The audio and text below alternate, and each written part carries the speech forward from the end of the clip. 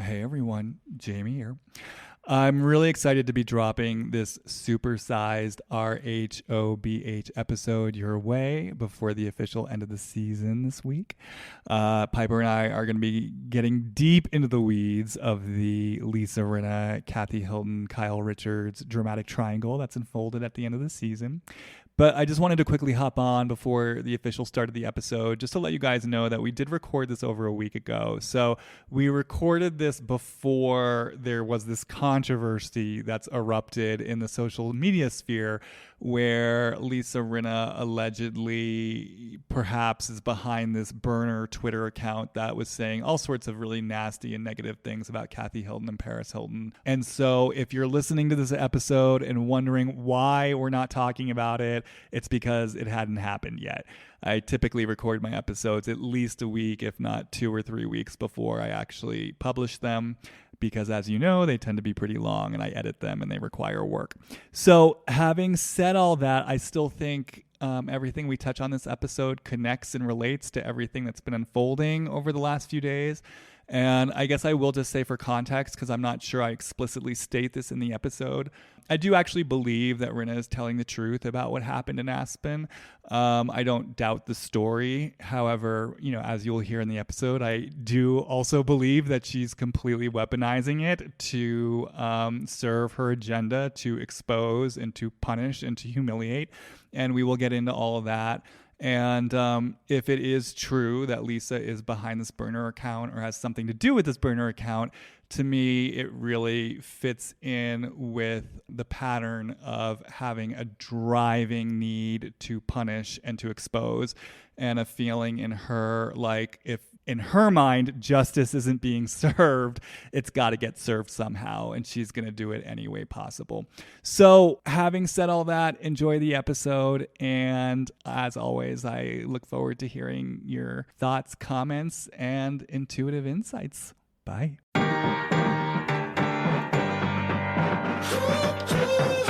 Hi, and welcome to Deep Dive with Jamie Stein, where we take a deep dive look at all things reality TV, pop culture, and the world at large. I'm an intuitive and an empath, which means I pick up on the thoughts, feelings, and energy percolating in other people and the world around me.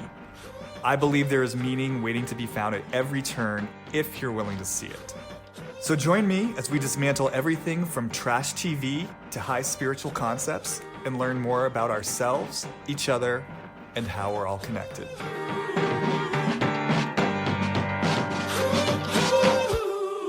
Hi everyone, and welcome back to another episode of Deep Dive with Jamie Stein. I am your host, Jamie Stein. And just taking a deep breath because today's the day we're going to dive into the topic du jour of all of Housewives land. The drama at the center of the home stretch of this latest season of The Real Housewives of Beverly Hills. The drama that I know everyone wants to unpack, know more about, and explore. I am, of course, speaking about none other than the Aspen drama. The drama that has emerged between Lisa Rinna, Kathy Hilton, and Kyle Richards. So there's a lot to unpack here, and given that there's a lot to unpack, there's no one who I could think of as better suited to the task to join me in this exploration than good, cherished friend of the podcast, Piper Sample. Hello, Piper. Hi, Jamie. How are you today? I am coming back from vacation, so feel inspired by the canyons and all that I saw. So I'm really relaxed, and we're meeting on a Monday instead of a Friday. So going into the week instead of out. Yes, I feel, I don't know if I'd call it relaxed. I feel slow, and I feel like that's just the perfect place to be for untangling what feels like a very convoluted mess. And I will say I'm still in New Mexico, and I'm literally looking out at miles of desert hills and mountains. So we'll just bring in the canyons, and we'll bring in the desert, and we'll bring in the mountains and ask for their assistance in serving the women of Beverly Hills who put their lives out there on the lines for us to look at, to relate to judge, and to dissect. So, yes, having said all that, there is this drama that has emerged on Beverly Hills. Anyone listening to this, I'm sure, is already familiar with it, but I guess just to give a little bit of a recap, they went to a cast trip to Aspen. They stayed at Kyle's house. There was some sort of off-camera kerfuffle that happened at an after-hours club in Aspen where Kathy Hilton apparently had started to have a temper tantrum. She started to have a meltdown. Maybe it had to do with the fact that no one would join her on a conga line. Maybe it had to do with the fact that she requested a Michael Jackson song and the DJ wouldn't play it for her.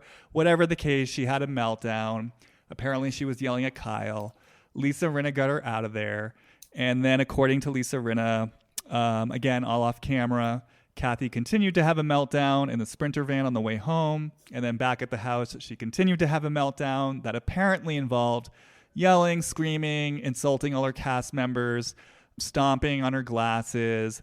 Lisa Rinna was shook by it, as she has reminded us many times.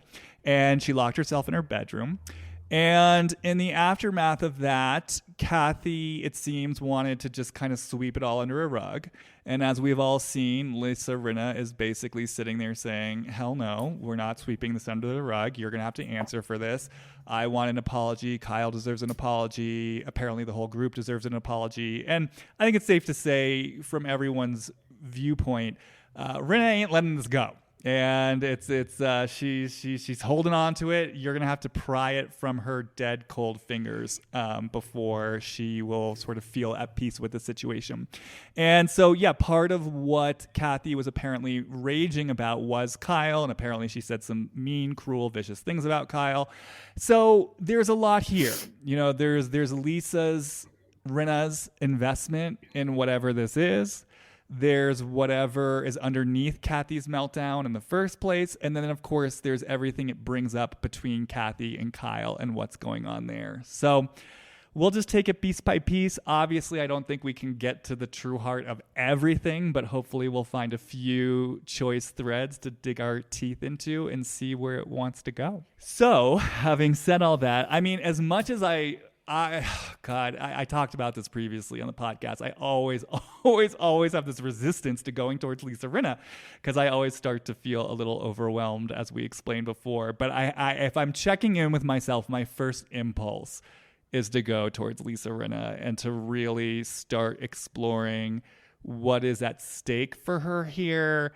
What exactly is her investment in holding on to this so tightly and making sure that Kathy Hilton answers for something, and yeah, just what is underneath all of this. So, you know, I have some of my own initial thoughts. I've been kind of poking around just on my own sort of before the podcast, but I'm curious, maybe before I even get into anything, have you had kind of like an initial impression from watching the show of just what you feel is going on for Lisa Rinna in all of this, particularly like that sit down with Kathy and, you know, just kind of how brutal that whole thing was? Yeah, it's really hard for me to understand, I guess, what her, as you're calling it, investment is. Like what, it's like a dog with a bone. Like what is her inability to let this be just between Kyle and Kathy, and why is she so shook by it?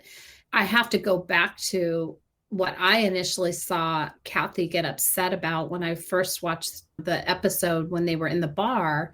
And Kathy is obviously there promoting her tequila. It's, you know, part of her, whatever, I'm part of the reason she's probably on the show on some level. But there was kind of a slight happening there where, like, I don't know if it was intentional on Lisa Rinna's part, but it was definitely I'm ordering 818 tequila, which is not the tequila that Kathy has been promoting this whole trip. And it felt like a poke of some sort. And clearly we saw Kathy get upset about it. There was like, you know, the under the mic things that were going on. So I felt like she was activated on some level, Kathy, already. before they even went to the bar. Kyle had made some remarks about what she was wearing, and you can't wear this going in. So I have a feeling like Kathy was a little primed going in, triggered on some level around something. So I'm not sure if that's part of what happened for Kathy, but in terms of Lisa Rinna, I'm just curious about Lisa's relationship with Kathy. Yes, I think you're absolutely right. I think there was a genesis around the issue of the tequila. I absolutely think it was an intentional poke. It was an intentional slight on Rinna's part. So I did do some kind of like investigating, some intuitive investigating about just the tequila. And yeah, kind of to your point, Kathy's presence on the show and Lisa's relationship to Kathy's presence on the show. Again, let me just take a breath because it feels like there's so much here. There's like so many different threads that get interwoven. So I'm just trying to kind of dismantle it all piece by piece because there's so much that's layered into it. What I was aware of, so watching the show, what I was aware of, when Kathy brought up her tequila, the first time on the trip was the night before, right? When they were all at not Kyle's house, but the other house where the other women were staying at, and Kathy, and they were kind of in the flow of the ensemble dynamic. There was a drama brewing around Erica and her earrings. They were also laughing. They were having a good time.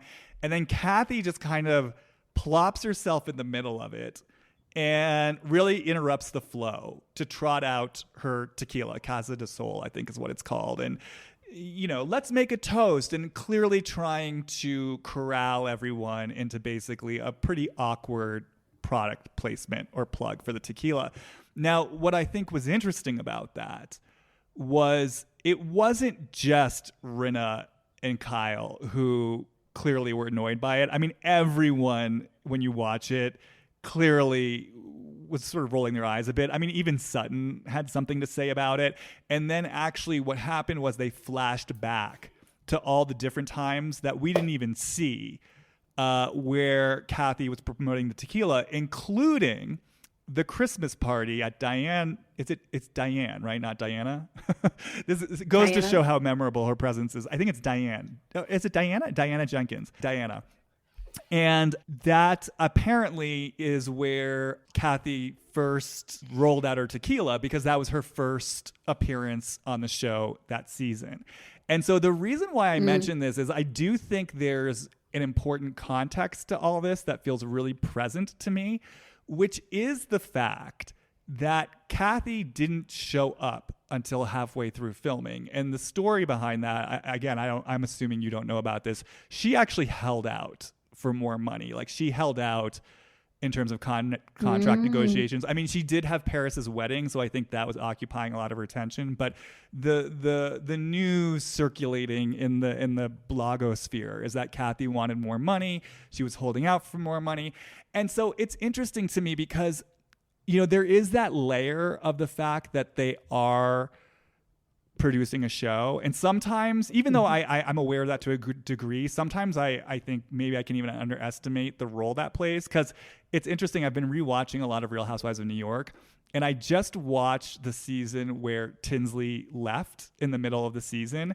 And I don't know if you remember this, but in the finale party, what's her name, Leah, starts to do a final toast, and she says, and I want to toast to Tinsley for bringing me in this group. And Dorinda, this was like Dorinda's last season where she was completely unhinged, and she just, don't say that name. And then she starts going off about she breached her contract, she abandoned us in the middle of the season, you know. And then at the reunion she doubled down and just said, you know, she left us all to slug it out. It should be about us who stayed. And that was just so striking to me, that sense of, you know, we stayed, we're here, we're slugging it out. So bringing this back to Beverly Hills, and maybe even specifically to Rinna and stuff I've explored on the podcast before, I'm just so aware of, okay, here's Kathy Hilton, okay, already has so much rank and power in this group just by virtue of who she is, her wealth. Like, she was a get for the show, right? And she's incredibly powerful, incredibly influential, incredibly rich. You know, my understanding is this is a woman who you typically don't want to cross. You don't want to be on her bad side. She has a lot of power, right? Rank and privilege. She comes into this circle, right? She comes into the show. And part of Kathy's shtick, which, by the way, I think is interesting given what triggered her in Aspen, right, being poked, part of her shtick is she's the jokester. She likes to poke. She gets sayings wrong. She has what I think is a very cultivated act where she just sort of plays the devil may care, charming woman. People forget that, no, like she's actually like an insane, rich white woman, And I don't mean that like in a mean or it's just, she is who she is, right? She pokes with something specific. Yeah, and the things that she pokes with are part of her. Yes, and she presents it she's very good at presenting it in a very kind of light, charming way, right? So basically, what I'm saying is she came out of that first season she was on smelling like roses. Everyone loved Kathy, right? So here's this woman. She shows up to the show. She gets to be light. She gets to be charming. Everyone loves her. She also has sort of this power and privilege. She's sort of like, she just feels like she's on a different level of sorts, right? So then comes the second season. She's holding out for more money. And she's not even there for half the season.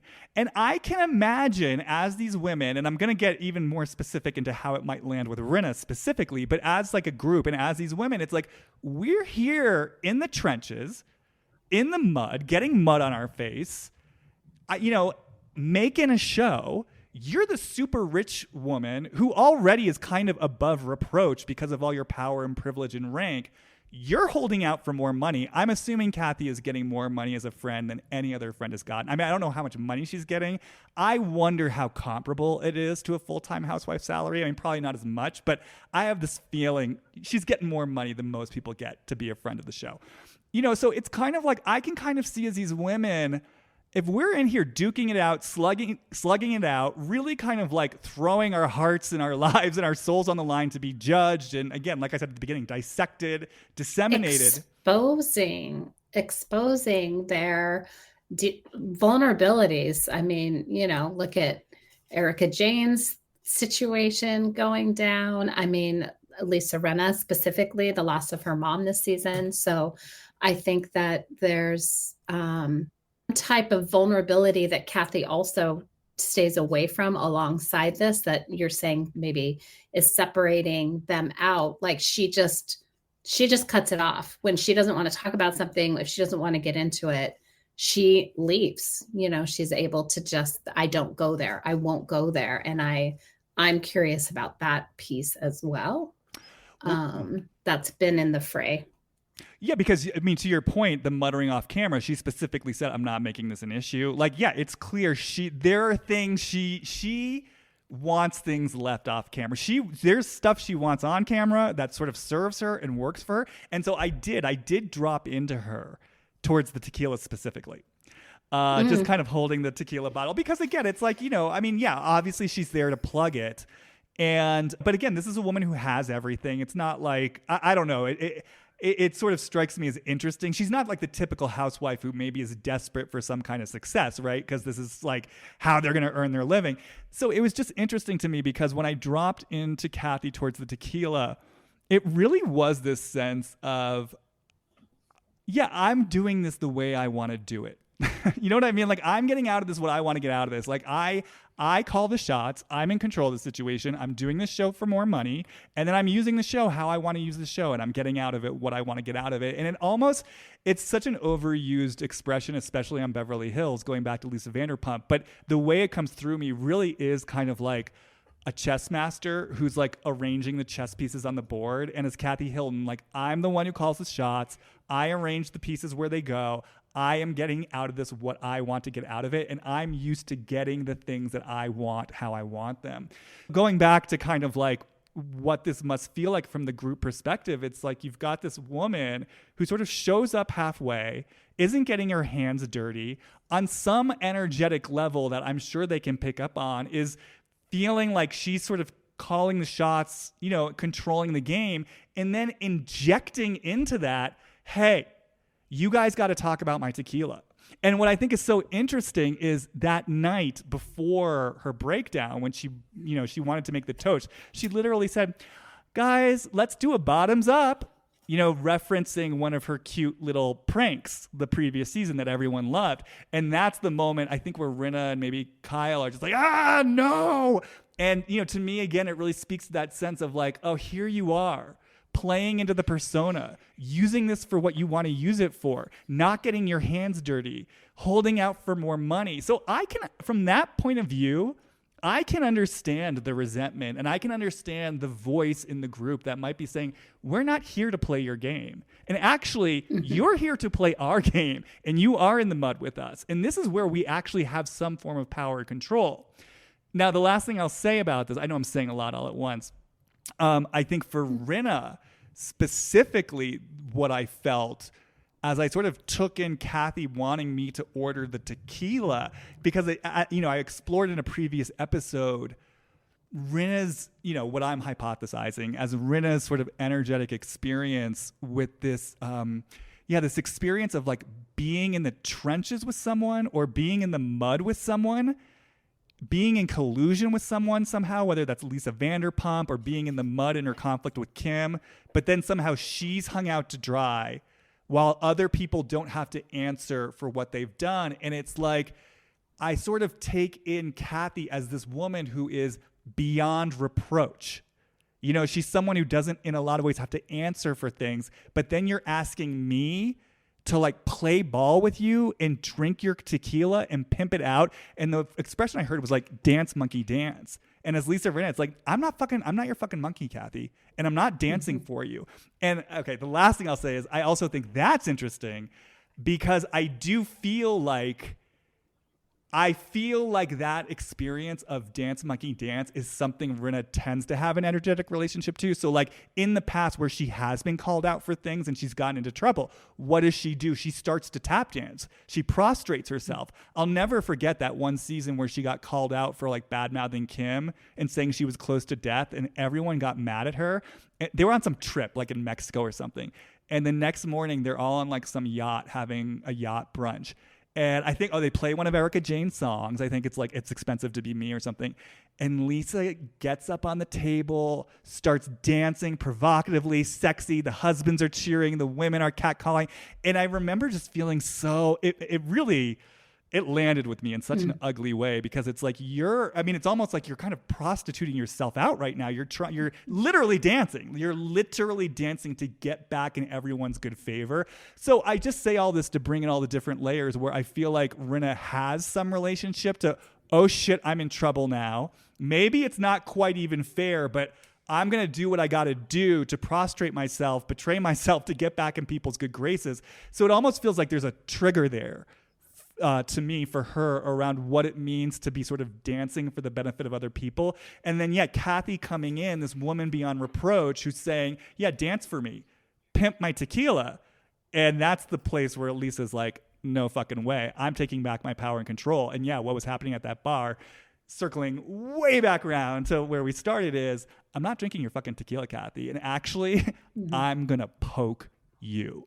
And the last thing I'll say is, and I think that's what started to unravel Kathy, because Kathy likes to be the one poking. She does not want to be poked. Exactly. And that's, if we could go back to the question, what is Lisa's, what is she vested in? For me, it's the control. I'm going to top you. I'm going to do it in some way. I'm going to take back the control and then I'm going to use it. And I'm going to use it to create some chaos, to get other people out of control. And then I'm the good time Charlie, like she kind of comes in with some sort of way that she's untouchable somehow after that, which it's clearly to me not, she's so still stuck in something. And she kind of plays it off like I've just freed myself up from it by saying I'm in control, but she's still got her hands around something that she's controlling. And to me, I think that's where she gets stuck in being in the middle of something, that as she's in the middle of it, like the damage that she is doing, the impact that she has with these sisters, like it was actually really hard for me to watch that sit down with Kyle and Kathy. I mean, it was painful. Oh, it was brutal. It was brutal. It was dark. I mean, I mean, Beverly Hills has always been dark. I feel like this season's getting like darker than it's ever been. I mean, just to respond to touch on what you said, again, there's so much here. One element that I am so curious about for Lisa Rinna, and I'm curious to get your take on it, is the way that she seems to relish specifically poking at people, like when they are having these meltdowns or they're having extreme reactions, because it's like, obviously we've seen it, like she won't let go of what she's calling Kathy's psychotic break. You need to get help. I'm concerned for you. And then I think back to the Denise Richards drama where she sat there and sat back and said, oof, you're so angry. There's a way that Lisa perceives people when they're having a breakdown, the mask is slipping, they're revealing some kind of charged or triggered emotion. And then that's the particular place where it seems, or one of the places where it seems like she likes to say, gotcha. And she kind of likes to poke them there. And I get so curious about what that particular flavor is for her. Because what it also makes me aware of is she's someone who her own patterns of rage and regret. Like I feel like she gets really worked up about things, but then again, she'll have to pay a price for it. You know what I mean? Like when her conflict with Kim was first brewing way back when, and Kim at first it seemed like was kind of the chief antagonist in the situation. I remember it sort of came out at the reunion, I think, that Lisa Rinna had then sent Kim Richards like these rage texts.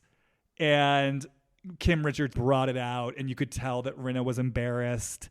And there's just this relationship to rage, regret. And so in this place where it seems like Rinna acts out or, does something messy and then regrets it or has a shame spiral or is held responsible for it in some way, that to me just feels linked to the way that she'll then kind of point a finger at other people and get this kind of like charge out of seeing where they're fucking messy. For me, it feels like the deepest cruelty.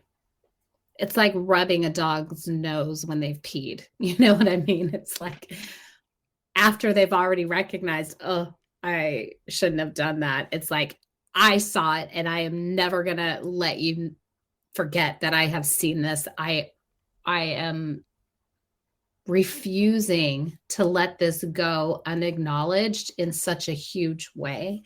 And like you said, it is when there is some sort of crack there. It's not before something is cracked. It's when it is actually slowed down enough to where there is some acknowledgement, because in that exchange, with Kathy and Kyle, it was like they got to a place like, we're sisters. We fucking know each other. We've been around this block before. There's something that happens with family and sisters where, when people blow off steam or do the thing, whatever they said, it's like I know they don't mean it, whatever might've been happening for Kyle in that moment. But Lisa was like, you can't let this go, as if it had anything to do with her. That's the piece I can't, this is what I want to know from you. If you tap into what it is, what Lisa is so invested in terms of forgiveness between Kyle and Kathy, because there was something about it's just not okay. Yeah, I have something to say about this. So let me get to that in one moment. So yeah, the thing that I wonder about, because you're absolutely right. It's that crack is there, and then I experience it the exact same way. It's like a dog with a bone, or like, to use your metaphor, rubbing the dog's nose in it with just this aggressive cruelty. And it does make me wonder, is that part of what happened to her? Is it like in terms of early wounding, early experiences? And if let's say I'm correct about some early experience of like being left holding the empty bag, like she was in a collusion with someone and then somehow they kind of left her to take the fall. Just wondering if there was a flavor towards her of like her having her feelings, her reactions, and then people just using that to like rub her face in it and make her even more wrong. It's because that's the flavor of it. It's like that level of cruelty to me is like better you than me. if I had to go through it, you have to go through it. Right.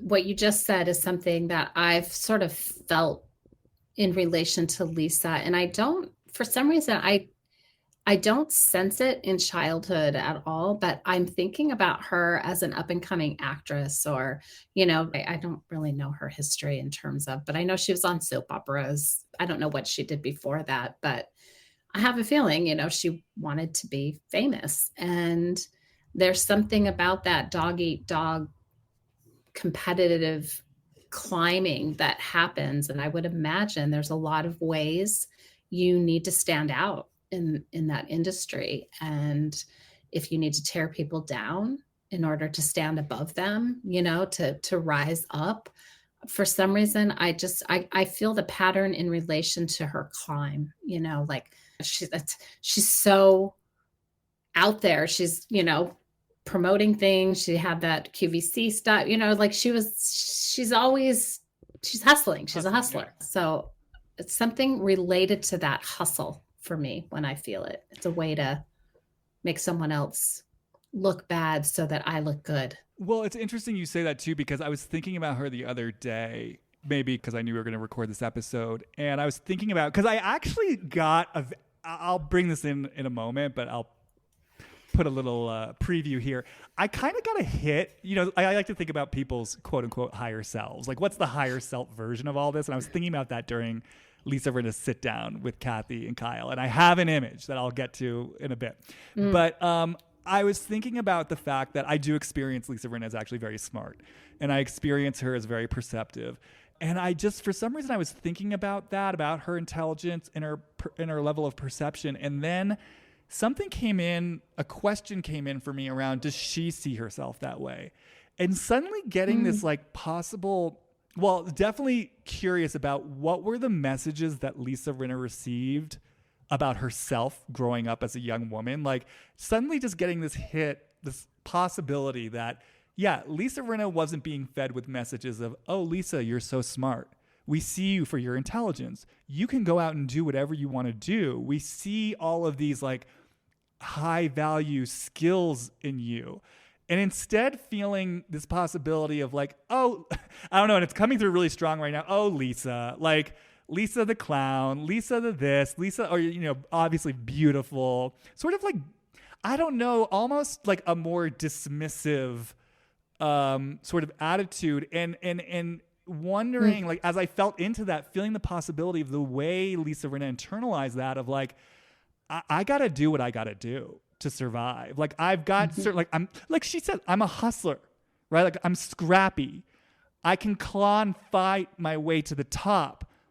Almost like in parentheses, because some part of me doesn't believe I actually have what it takes to do it in a more, I don't know what the right language is, but to do it through virtue of, my intelligence, my constructive talents. Like, some part of me doesn't believe, and I haven't received messaging that I'm capable of going out there and generating in a way that is constructive like that.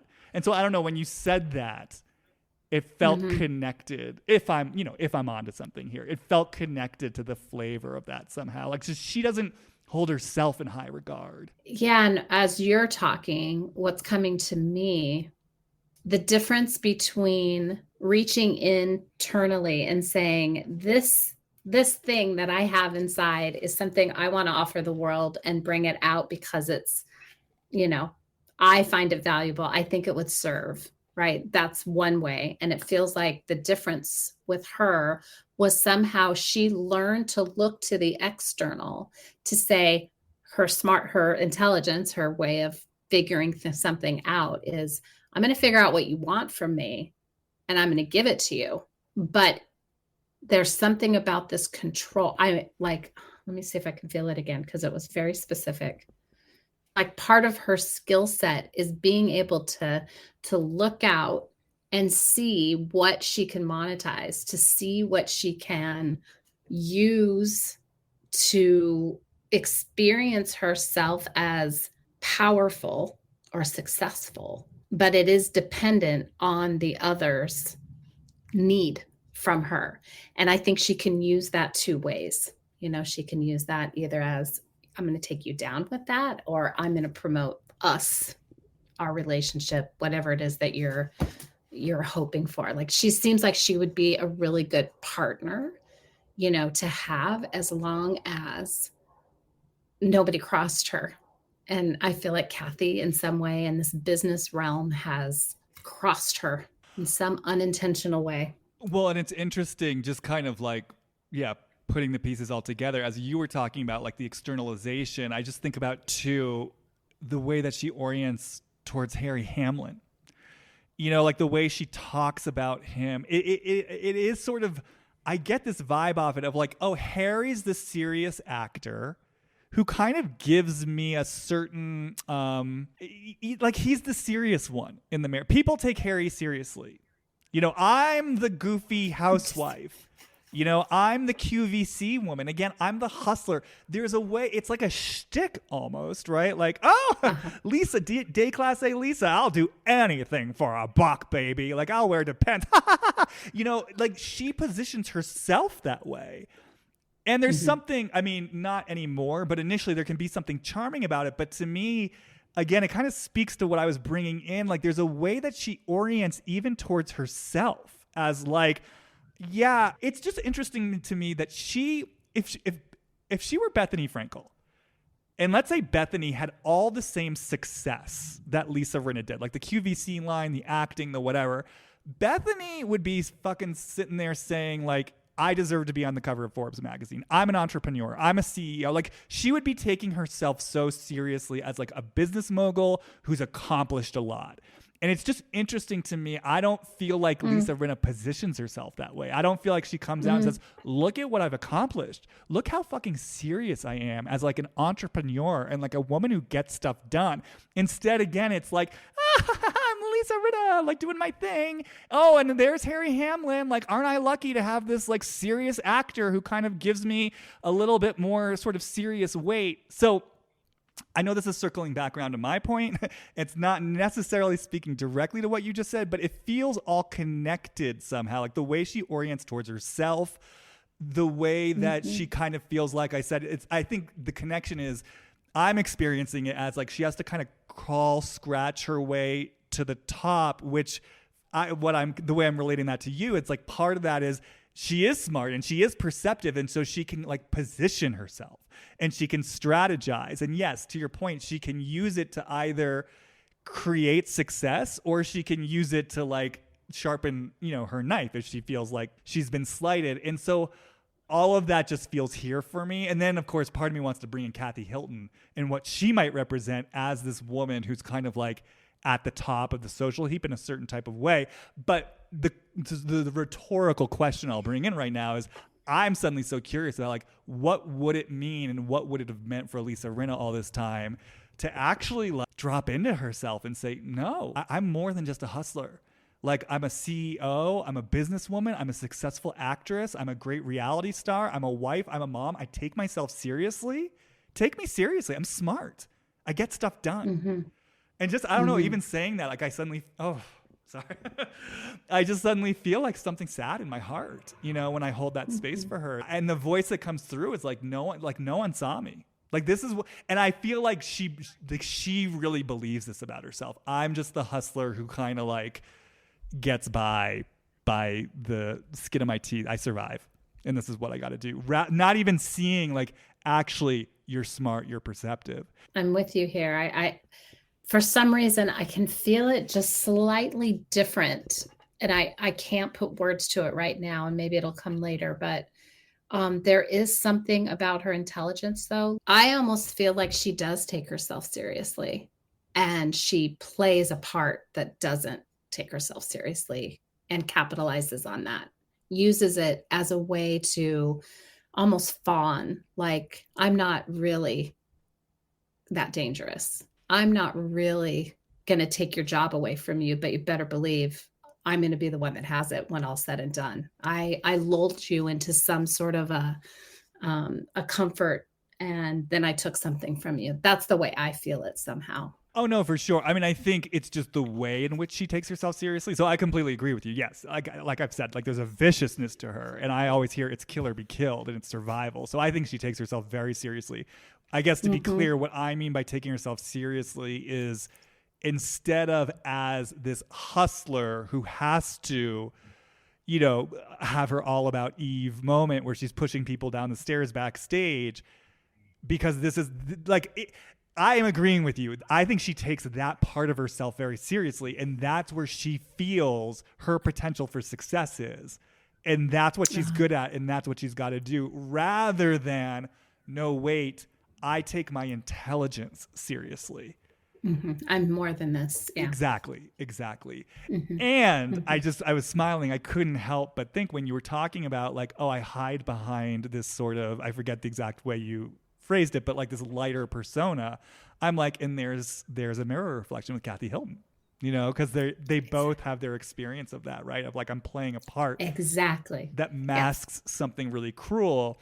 And then as I say that, but what's interesting is Lisa's kind of, I mean, again, Lisa is a very successful woman, so I don't mean to diminish her successes, but it's interesting that you could say in the hierarchy in terms of like the world of Beverly Hills, literally Beverly Hills and also the show, Lisa's kind of done it to the middle, whereas Kathy's done it to the top. So I think that's interesting. And do you think that Lisa's perception of Kathy has something to do with she didn't have to work for it like Lisa did, like I did? Like, if I'm Lisa, yeah, you didn't earn this like I did. Yeah, because I think that whenever I think of Kathy and feel into Kathy, she really literally it's like as Kathy, I just feel in my head and it's almost like my body is disembodied, but she feels like she is in an ivory tower. It feels like she's at the top of the castle and reminds me of Michelle Pfeiffer in Maleficent. Like I'm on the castle looking down at everyone below me, again, setting up the pawns. And I think that is a huge part of how Kathy Hilton disconnects from just whatever the truth of what's going on inside of her. And I think spoiler alert, there's something here about like how I think she sees Kyle. It's even spoken to where it's like, why isn't Kyle doing anything when she feels slighted by Lisa Rinna? Kyle's not doing anything about it. It's like this sense of, I'm up on the top of the hill and everyone's down there and you're supposed to be taking care of things for me. Like I'm far removed. And there is something about the way that Kathy, in this very kind of old school way, like landed the rich heir, to the Hilton empire. To me, it almost is a sense of these three girls, Kathy, Kim, and Kyle, living in this sort of nightmare world. And I do get this kind of feeling of like Kathy got whisked away. Like she found her man, she got whisked away, she got taken out. And like the words I hear from Kathy are, it's your problem now. And whenever I drop into Kathy around anything, it's so funny. I start hearing like, Kim is your problem. You deal with Kim. So again, I'm getting far ahead of myself. But coming back to your question though, yeah, I experienced Kathy as kind of like, yeah, I found my way out and I married into it. And now specifically part of Kathy's, whatever you want to call it, like a specific flavor of her defense or way of navigating things, I think is specifically about not being in the trenches, not being in the mud, being sort of elevated above everything. Whereas Lisa Rinna is like, she's like in the mud wrestling pit. She's in the WWE, like front line. Yeah, for sure. But what I think is so interesting is I think there's a way they both may have a feeling of like having sold themselves out. I mean, again, yeah, we don't know much about either of their histories really, but if Lisa Rinna did betray herself, to get to where she is in Hollywood, if, in all sorts of ways she could have done that. You know what I mean?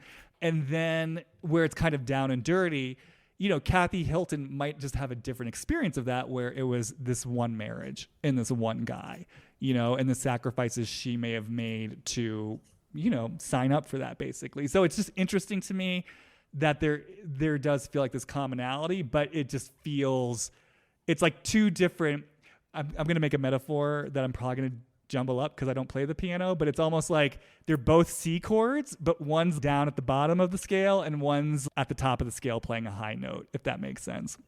Different pitch. Did that answer your question? Yeah, definitely. I'm literally just kind of sitting with what you brought in about Kathy and just feeling that. There's a couple things I'm going to say about Rinna, and then maybe we'll transition. So first of all, I do want to say, speaking to what I'm calling Lisa Rinna's higher self, because I've always said Rinna, she likes to destroy people, as we're talking about, right? She likes to dismantle them. She likes to take them down. And I've always kind of felt like, to me, I've always just felt this relationship to the dark feminine or like the Kali archetype. And I'm like, there is kind of a higher self version of that, right? Like we take people that we destroy in order that people can then sort of rise up, like a phoenix and create. And yeah, you can destroy with a negative intention, but you could also destroy with a constructive intention.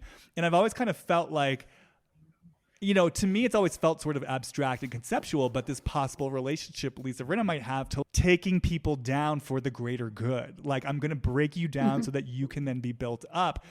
And it was so interesting because I was watching her during that horrible, painful sit down and watching her just like kind of like eyes laser focused on Kathy, putting the screws to her, having her pinned against the wall, asking all these tough questions. And I suddenly was like, and taking in, like, she's smart, she's perceptive, she's saying things that in some ways are kind of true. And also taking in how everything she's saying, she could actually be saying to herself.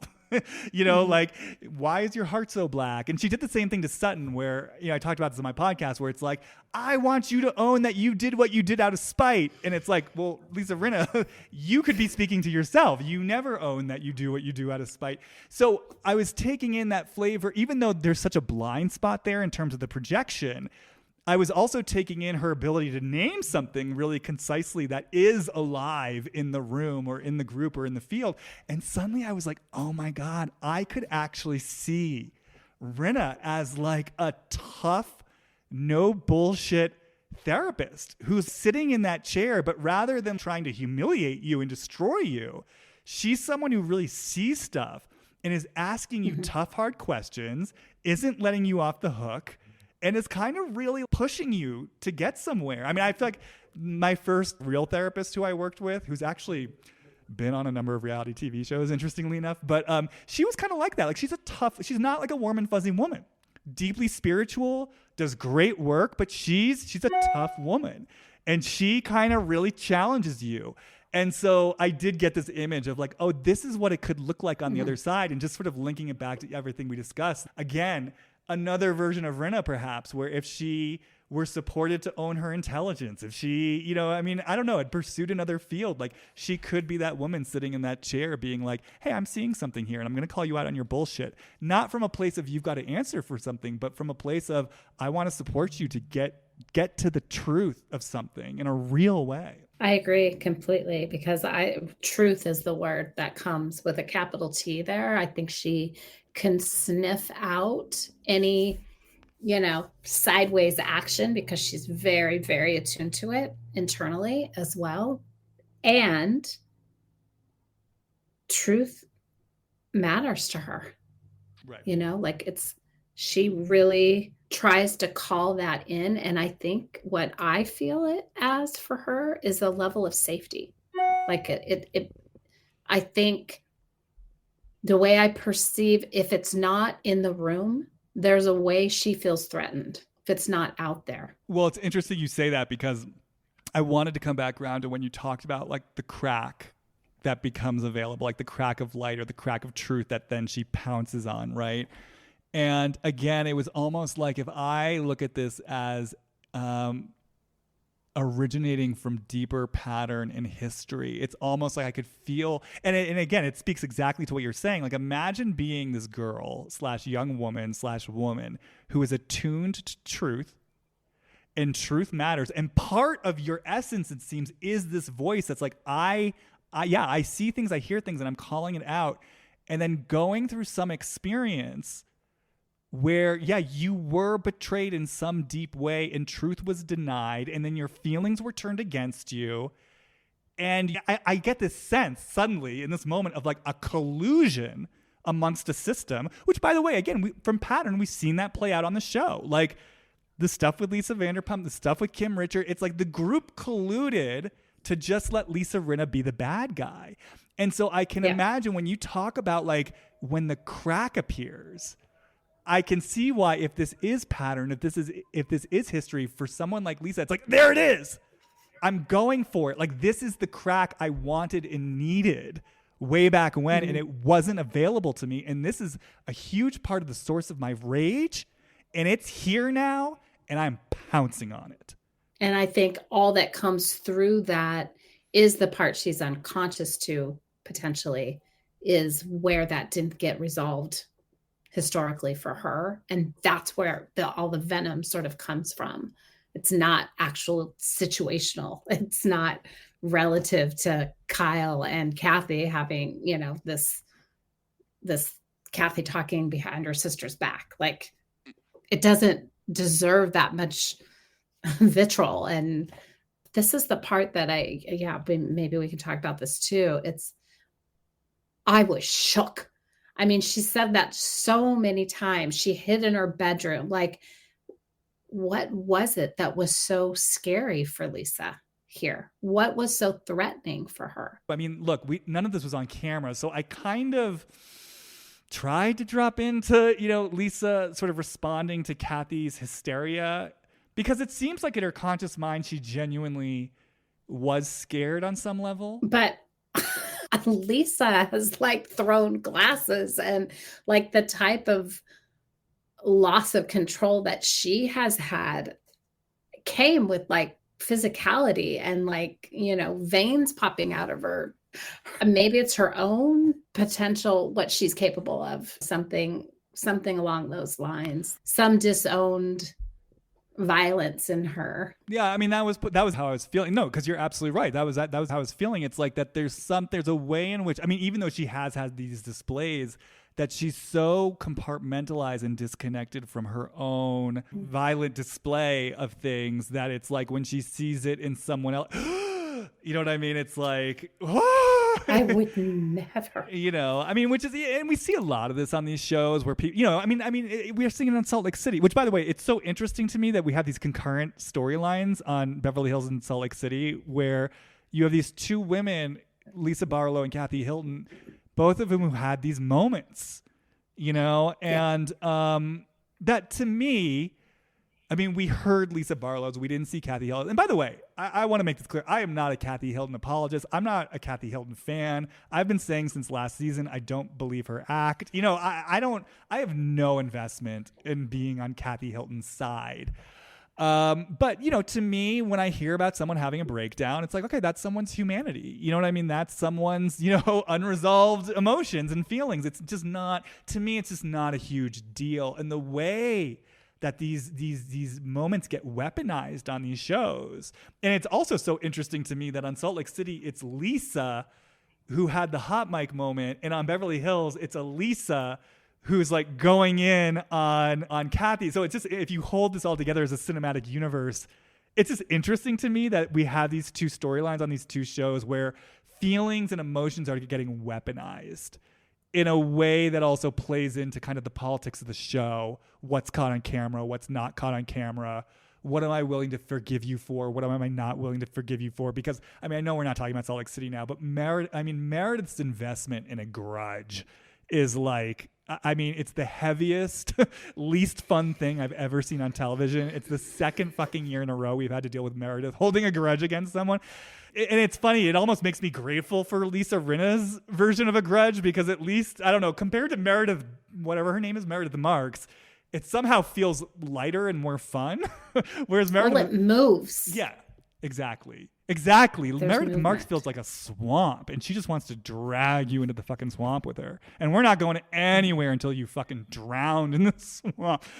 Anyways, I feel like we're getting far afield. No, I think you're really highlighting the scapegoat, what happens to the scapegoat, how, and we can explore this more, maybe if we even talk about Salt Lake City at some point, but I'm really interested in how the scapegoat's position manifests, like, is it, what's the part of the scapegoat? What's the part of the people that scapegoat? I'm really interested in that dynamic, because it's clear what you just said. It's happening in both franchises, and it's very stuck.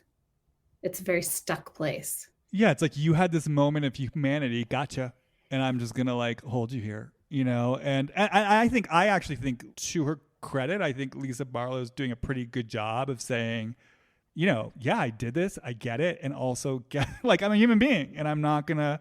I guess to use her unintentionally poorly worded phrase, given Meredith's tragedy last year, I'm not going to slip my wrists over it. You know, I'm not going to like completely prostrate myself over it.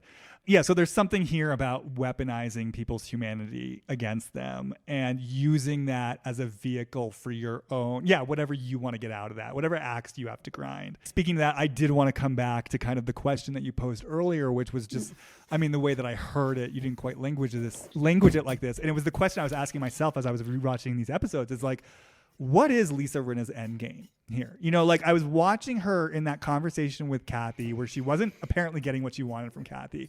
And I was really like letting myself wonder what does Lisa want from this? What would appease her? What would make her feel satisfied here? What would finally get her to say like, oh, okay, this is resolved?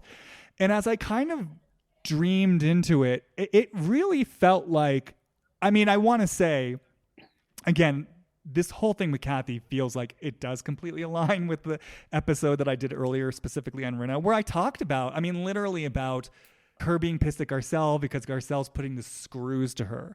And that's what Lisa Rinna likes to do. And here she is putting the screws to Kathy. And I think I even talked about that phrase of like, you don't get away with this. And she's literally saying to Kathy, you don't get away with this. And so I think, you know, you languaged it very clearly and concisely. I think that unresolved place in her where there is a rage of something having gotten skipped over that she wants answered for. And then seeing this woman who's been beyond reproach, typically is beyond reproach, never has to answer for anything, gets away with everything.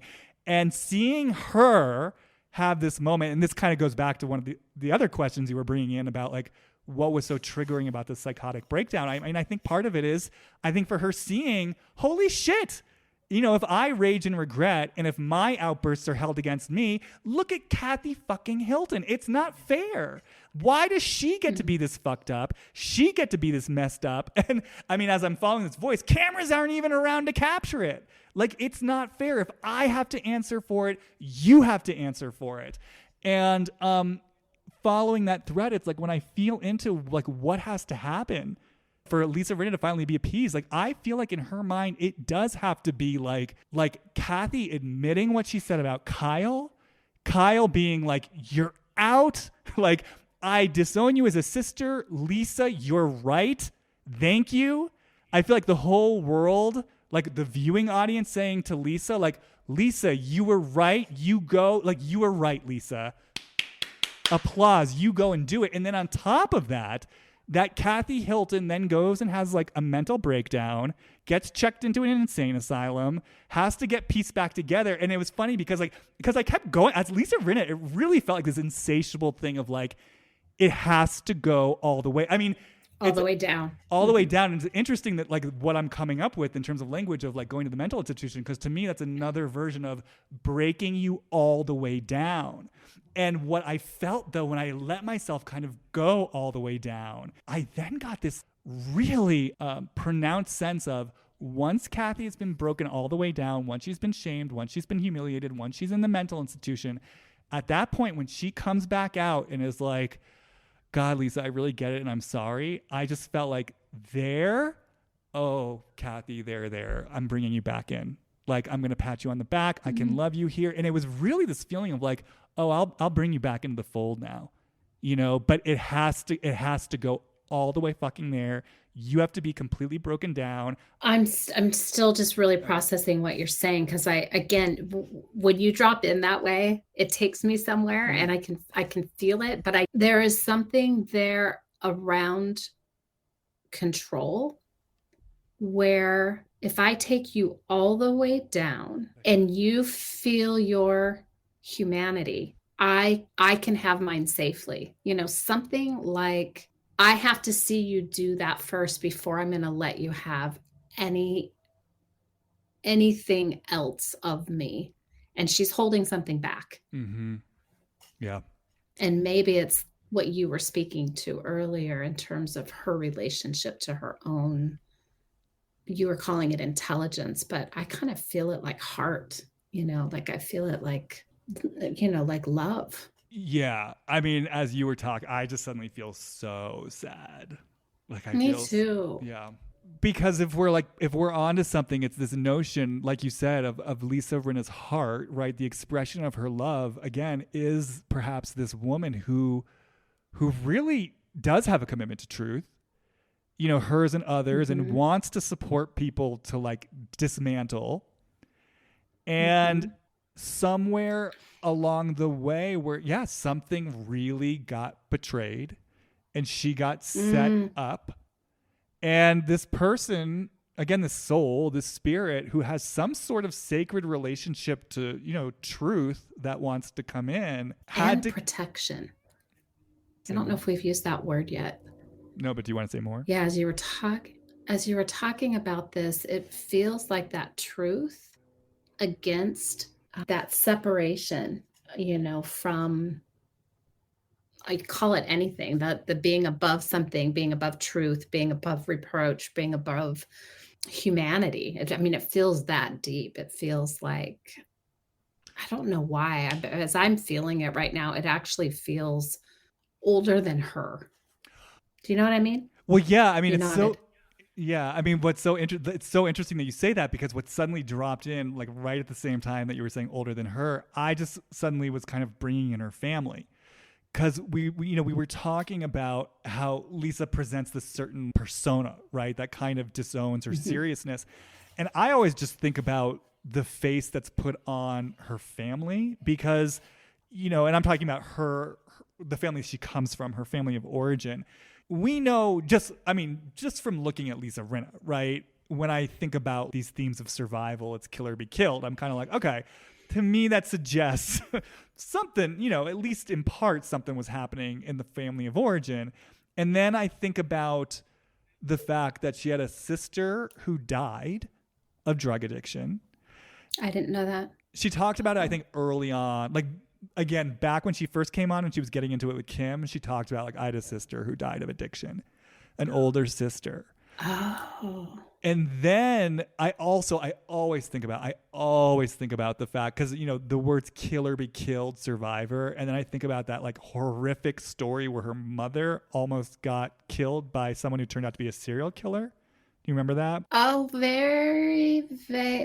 Oh, oh, yeah. This is definitely related for some reason. I can just like, how you get that feeling inside. Yeah. There's something about that. I'm curious now. Like, when did she find this out? How old was she? What was going on with her mom during all this time? Like, now there's another layer here. So, I mean, at one point in the show, she and her mother had this scene where they talked about, I think it was before the kids were born. Her mother was attacked by a coworker and almost killed, somehow got away.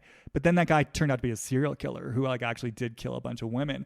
And so it's like Was this before or after Lisa was born? I think it was before. Okay. So what's striking to me is the little we know of Lisa's upbringing. It's like some sort of killer be killed lesson, her mom almost getting killed by her serial killer, a sister who dies of drug addiction. And then you contrast that with the way that Lisa kind of presents as like her mother, especially on the show. Here's Lois, everyone. Like, oh my God, it's great. Like, do do do do do do do do. And I'm always just so struck by that contrast of the way she presents her family of origin, her mother, and then these threads, these tendrils that kind of feel like they're. Suddenly, I'm almost getting the image. I mean, I feel like I'm going into a little bit of an altered state space, but I'm suddenly just thinking about how they live in this beautiful where I mean, I think it's Bel Air or Brentwood home. And yet there's always this discussion of like they have rats, in the home. And that's almost what it feels like to me. It's like I put this face on it, crazy, zany Lois. Oh, but wait, underneath the rug, there's drug addiction and there's serial killers and there's, sort of covert lessons being learned. And so I'm just bringing this in because it's interesting to me from the level of what we talked about of the way that Lisa Rinna presents herself, her persona versus what's underneath that. And then again, I was thinking about that in terms of the family system, and then you brought in, I feel like this is sort of before her time even. Yeah. I'm sure Lois, her mother, needed to do a lot to get beyond what happened to her in a very specific way that may have definitely impacted Lisa for sure, how I'm not sure, but I can just feel the layer here that I was starting to, when you said go all the way, like all the way down, it was like I could just feel this thing. And now I don't know what to make of it, but I can, it like locked in, feels related. Yeah, suddenly as you were speaking, I was coming back to like how you really zoned in on that word truth. And obviously I've been really kind of almost micro focused on kind of that from a place of, personal development within sort of Lisa and maybe specific experiences that she had in a direct way. But suddenly I'm just thinking about, like, again, the questions that suddenly come in are, what did the family system say about her sister's drug addiction? What did the family system say about her death and how and why it happened? Yeah, what did the family system say about what Lois went through? And like you're saying, maybe what she had to do to kind of rebound from it. And it's almost like, yeah, I'm sure there is a relationship to truth on that micro level of, again, if I'm right, some early experience around feeling betrayed, set up, and abandoned, but then also these sort of what feel like bigger themes of what was the family's relationship to truth? What face were they putting on things? And again, I'm always saying what I hear off Lisa is kill or be killed. If her sister literally died from drug addiction, like that's literal life or death. And if we can't speak to these things, kind of like what you're saying about protection, what I'm suddenly hearing is like, how am I even safe here? Exactly. Especially if I'm going to be made wrong for calling things out. Oh, Lisa, what are you doing? What are you saying? You're crazy. And that's where the protection piece, where the layer of protection came in for me, that feeling of this is coming from heart. This is coming from protection against what is threatening. You have to let yourself see it. And then people are paying like a real price where it's not seen. And then I'm being set up as the bad guy in all of this. That's right. Nobody's taking responsibility but me. Wow. All right. I feel like I need to shake that off. It feels very deep. The last thing I'll say about Lisa Rinna before we transition, it's like because I've talked about this before. It's much in the same way that I was asking what was her end game with the Kathy Hilton thing. I'm always thinking about what's her end game in life, because it always feels like it's the hustle for the sake of a hustle. And I'm always wondering, like, where is your sense of passion, or what are you actually connected to? She feels a little bit like a cyclone that's just going. And suddenly, in light of what we're saying, it makes more sense. It's kind of like I almost want to say, like, I can't afford to slow the cyclone down and to put my feet on the ground and to be here, because again, it feels kind of like life or death. And if there's not space to go where this needs to go, then let me just, again, like, I mean, you can't see me at home. I'm twirling my finger for the cyclone. And as soon as I start twirling my finger, I start hearing the, it's the Lisa Rinna show. Like, I'm safe here. Just going to keep hustling, going to keep earning money. Yeah, baby, I'm a hustler. All fun and games. Ugh, God. Do you think there's a place, like, if you feel into her, like, obviously her and Harry have been together for a long time. They've got 2 daughters. I think she had a very loving relationship with her mother from the way it appeared. I don't know much about her father, but it seems I actually feel her full of a lot of love, so I'm just curious, do you think she ever lets down, and like has the safety of her family where she actually gets to just be less in that cyclone? Because I have a sense that she has it somewhere. I don't know how to answer that question. From what we've seen on this show, no, is what I feel. Yeah, well, from the show, but I feel like she uses all of this for like she's a character. I would be so interested to see what she would be like in a quiet room where no cameras are on, nobody famous is around. There's nowhere that she has to climb because I have a sense that she can do that. I don't know why. I just feel like she can have quiet moments. And I just want to say I wish more of that for her, more slowness, more reaping in what she's achieved, just letting it settle. Well, maybe on that wish for her, does this feel like an appropriate time to transition? I feel like we touched on something very Yeah. deep. I mean, really, like I want to say, like I'm Mhm. here, like I still feel with it, like I feel something in my heart, and it just feels like I just feel so much sadness. I think that's why I wish her peace, I think what I wish for her, honestly, is that if we are onto something, and if there's truth to what we're saying, that she does find her space to slow Mhm. down and to reclaim her experience, and if there was a disconnect from truth, that she can learn to separate what actually was true, maybe from lies that were told within the family system. And that, because as we explore this, I do feel her potential power, as this person who can wield this heart-centered destruction, in a way that's actually constructive. And like you're saying, I feel how deeply connected her heart feels to it. And I guess I'm bringing in the spiritual aspect of like the soul's journey. And I'm just like, if this is what her soul came here to do on some level, I think she's like in her early 60s, right? So she's not old, but she's definitely getting into the final third of her life. And I just hear this voice saying to her, like, Lisa, there's still time. Especially for someone like her who feels so full of life. It's like, you're just getting started. There's still time. You could, to your point, you could put some of this down. You could heal some of this, and you could know Mhm. something different. It's almost like what I want to say is you can let yourself know something different about your family of origin, your parents. You can let yourself know, or maybe you were disappointed, or you felt betrayed, or you felt let down, and you can also still love them intensely. It's not one or the other, and you don't have to give up your connection to them to let yourself know ways in which you were heartbroken and outraged and used. You can let yourself know that and still love them. So I'll just leave that there. I like that. So I feel like now that we've explored Rinna, my impulse is then to transition towards Kathy. I mean, I guess there's two things primarily with Kathy. One, there's the breakdown itself, in her response to that, which I think is so interesting.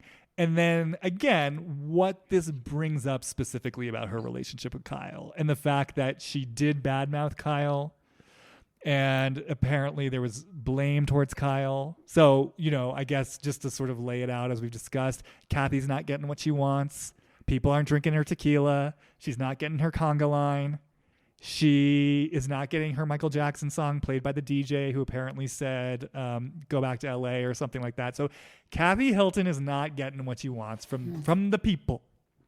And she has this breakdown. And in this breakdown, she talks about, I'm going to take down Bravo. And again, it's just interesting because when I dropped in towards the tequila and felt that place of, yeah, I'm going to get out of this what I want to get out of it. Like, I'm playing the game how I want to play it. I'm going to get the money I want. I'm going to use this for my product placement. It makes sense now why she'd be talking about like NBC and Bravo. It's like, yeah, the queen of the castle kind of has gotten dethroned and it's not going her way and she's not happy about it. So there's the breakdown itself. And then in that place where there's the breakdown, this sort of rage and aggression towards Kyle, which obviously says something about their relationship and relationship dynamic. I have questions about birth order. Like, is she the oldest, Kathy? Yeah, I'm almost positive it goes Kathy, Kim, Kyle, which I have stuff to say about. Okay, because I'm feeling something when I feel into just the whole dynamic of their family situation. Kathy really feels to me like she honors her mother in some role or way of holding family secrets, or not family secrets per se, but family, like, don't shame the family, be a good, whatever their last name was. I just have a sense that she was the firstborn, that she took that role quite seriously, whether it was imposed on her or not. But it feels like it's playing out here somehow. I'm always fascinated by birth order, but I feel that there's something relative to position, to what you had said about her being like literally up here, not embodied. Before we get specifically into the Kathy Kyle relationship, is there anything to say about Kathy's breakdown and the fact that she had such a triggered reaction? Or, I mean, have we basically said it? I mean, just the surrender of control, things not going her way. I mean, obviously, it's a very heightened reaction to have. Like, she does want to be the queen in the castle who's pulling all the strings. And when that's not happening, it clearly is triggering a deep rage in her. There is a rage that is directly connected to the experience of when things don't go my way and I'm not in control of the situation. And obviously, yeah, I'm curious about that for her, about why it's such a deeply enraging experience for her, what she associates with that.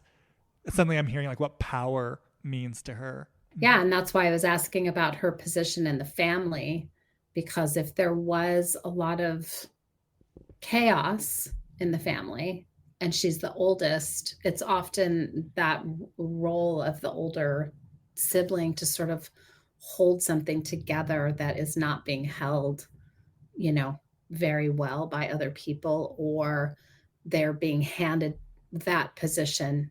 It's your job to maintain control of these out of control. Me being an older sister, the eldest one, and having a lot of chaos in my family or feeling out of control, I can relate to that sense of when I don't have control. It's really scary for me. Well, it's so interesting. So, okay, so let's get into the sister relationship, because what you're saying kind of helps contextualize some of what was coming through for me. So when I was kind of dropping into Kathy towards Kyle at the start of this, like, sit down before Rinna gets there, and, Kyle is crying. I mean, I just felt this contempt from Kathy. I mean, I could do it right now. It's like this roll of the eyes, and it's just like looking at Kyle with her emotions. Here we go. And then because of the situation I'm in where I've been caught, I know I have to apologize. And Kyle even said it. She knows she has to apologize. And as Kathy, it's like, I can't believe I fucking have to do this. I cannot believe I have to apologize to Kyle. And like what started to come through me is like, I shouldn't be apologizing to you. You should be apologizing to me. And again, so I think for me, that was me really feeling that flavor in Kathy of like, Kyle, you should have taken care of this. You should have taken care of me. And again, what always starts to come in is you deal with Kim. I always hear that with her. And so in that place where I feel this underground contempt from Kathy towards Kyle, it is this feeling of like, you just get to you play this part of the wide-eyed, lost, wounded little girl who's emotional, and you put your head in the sand. There's something about that I feel for Kathy that is very, like, Kyle's posture, which, by the way, I do feel like it's a kind of posture, and we'll get into that. But, like, I think there's sort of a part that Kyle plays that she gets a lot of mileage out of. So I don't think Kathy's completely wrong in sort of being triggered by it, so to speak. But yeah, when I think as Kathy, I see sort of Kyle in her feelings, in her wounding, and that sort of what feels to me like a young vulnerability. It's really just like I said, this contempt and like, get it together. And I don't know, somehow you're afforded this grace of being this lost, wounded little girl who's in her feelings. And I have no tolerance for it. And I have no patience for it. So like, there's that part of it, which feels really sort of present for me. But then there's this other side of it, which I spoke to just a moment ago, and it's come through on the show, which is like, you're also responsible for, cleaning up things for me. I mean, it was like going back to the bar when Lisa Rinna was doing her little poking with the 818 tequila. And Kathy literally said, like, my sister's not doing anything about it. When I kind of dropped into Kathy, it was this feeling of like, you're the one who's supposed to be down there in the dirt with the masses taking care of things, so I can stay up top of my castle. And I also feel like that's the voice that says, you're the one who's supposed to deal with Kim. Like, I'm up here married to Rick Hilton. You're supposed to be down there taking care of all this. So for me, it's kind of an interesting contrast, because as Kathy, I experience Kyle, it's almost like in two ways that I'm sure are connected, but initially almost seem like opposing, which is one, you're the lost, confused little girl who's burying her head in the sand, and I fucking hate you for that. And and when Kyle said, I just want you to support me sometimes, the contempt I felt in Kathy of like, hell no, I'm not support you You crybaby. I'm not slowing down long enough to like tend to your little vulnerable emotions with kid gloves. Like, I hate you for that. So there's one side where she sort of really looks at Kyle as like an infantilized kid. But then I also feel this other side, which is like, and now get it together and take care of things for me. It's like somehow those both feel here for me. And it's interesting and it's a little confusing. And so I'm curious what comes up for you. Okay. So what comes up for me is attention, and maybe like the type of attention that Kyle got for being the youngest, for being, the crybaby, for being, like in a family, right? Like for having real needs when you're littler than the older sibling, partially, but then also a lot of, I would imagine, being a child actor, there was probably just a lot of attention that went into having to get her to auditions, to get her to things, to, something where a lot of attention went towards Kyle, and Kathy was the older one, probably the responsible one on some level. And what I feel is like a type of resentment that feels really young. And when you're talking about the part where, do this for me, take care of things for me, it's almost like the place where she could exercise some sort of control. I'm talking in the younger years of, I can make you do things. This is the place where I get to have some say in what goes down, and you have to go do that for me. And I would imagine Kyle was a pretty obedient kid, like I have a feeling she had to learn how to do things on set. She probably did what she was told. And she seems like that type of a person where she always wants to be doing the right thing, to get it right, to do it right, to, somehow the attention that she needs is the thing that feels a lot of where my focus is, and the resentment that Kathy has about that. Okay, so much just clicked for me on like different levels. So yeah, yes to everything you just said. Like I said, I kind of felt like there was a way those two sides felt connected. And so the way that it came in for me was this. Part of what I've always wondered about / sensed, since Kyle is the youngest, I always kind of had this hit around the possibility of Kathy and Kim got the brunt of stuff, and that Kyle may have been spared a lot by virtue of being the youngest, both by virtue of having two sisters who went ahead of her, one of whom, Kim, was very successful in her day, and I feel like absorbed probably the brunt of the toxicity of what was going on in that family. But then also just by virtue, again, I mean, like I'm the youngest, I think there's a way parents can soften, as time goes on. Well, there's also a way they can harden, but, I've just always gotten the sense of like, Kyle may not have gotten it as bad as Kathy and Kim did, and sort of that resentment. And then, if she is getting this attention, and she's the the little, like, bit of a child star, Little House on the Prairie, Halloween, Kyle worked. And so then I kind of hold that with my sense of Kathy as having found her out. Like, she married Rick Young. He whisked her away. She got away. And I think that's why I kind of keep hearing this voice of like, you deal with Kim. And it's almost like you're the spoiled little youngest baby sister who's sort of like, gets away with everything and can afford to have her feelings. I've done my time. Like, I've put in my time. I've done my job. I'm getting my reward now. I'm getting whisked away to the ivory tower. You little baby, you deal with this. This is your job. You put in your time. And so for me, that's how those two sides can actually really connect in a way that feels really clear to me. And the other thing that I want to say really clicked, it's a little bit of a digression, but it harkens back to our previous episode. And especially because of this reunion, which we're not even touching at this point, but, I don't know if you watched the first part of the reunion yet. We're recording this on Monday before the second part, so only the first part is aired. Oh, so you haven't seen it yet? I haven't seen the reunion yet. Oh my God, Piper! If you're anything like me, and I know you are, I think you're gonna get activated because they explore some of the Crystal stuff again. And Oh, that energy towards Crystal, it comes out again. And I mean, I don't want to get too far afield, but even Andy Cohen like gets in on it. I mean, the attitude towards her is so Ugh. it's for me, it was brutal to take in. But so I've been thinking more, and Kyle's right there. Like Kyle's sort of back to old school Kyle. Remember when she was like so mean to Brandy and she's like learned to like tuck that part of herself away. That part of her is coming out again towards Crystal, I think. That flavor of meanness. And so anyways, I've been thinking a lot about, what does Crystal represent to Kyle? And suddenly I'm just like, oh my God. Because we talked about how Crystal is modeling a certain type of young vulnerability that's hard for a lot of the women to tolerate, which I think is true. But then when I specifically focus on Kyle, if I hold Kyle as someone who has gotten mileage out of playing the part of the young, wounded little girl who cries when things are upset and I just want the support of my sisters.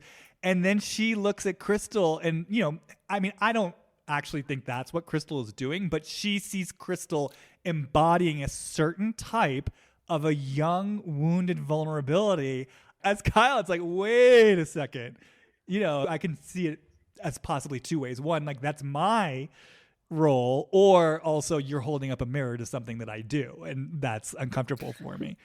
And more so, this is the way that Kathy responds to me. I'm embodying that, and I'm doing what Kathy does to me. Mm-hmm.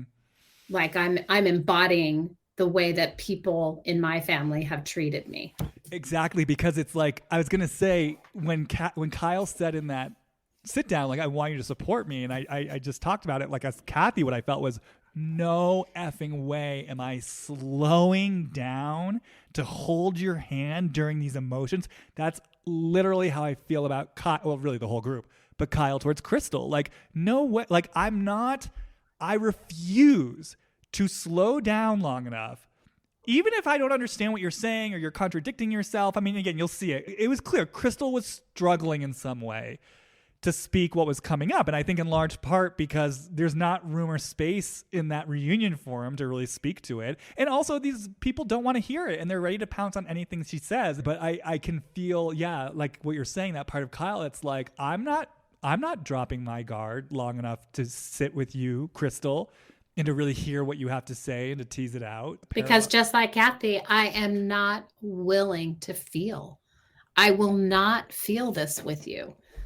That's what I feel from Kyle. I don't even know what happened at the reunion, but in the episodes, it was the way that she goes after Crystal is so telling of, and the way I feel it right now, it's like nobody has held that for me. Mm-hmm. I don't even know how to hold that for you. Even if she wanted to, it's like you said, she can't slow down enough. We just have to hurry up and get past all of this and make it go away. Right.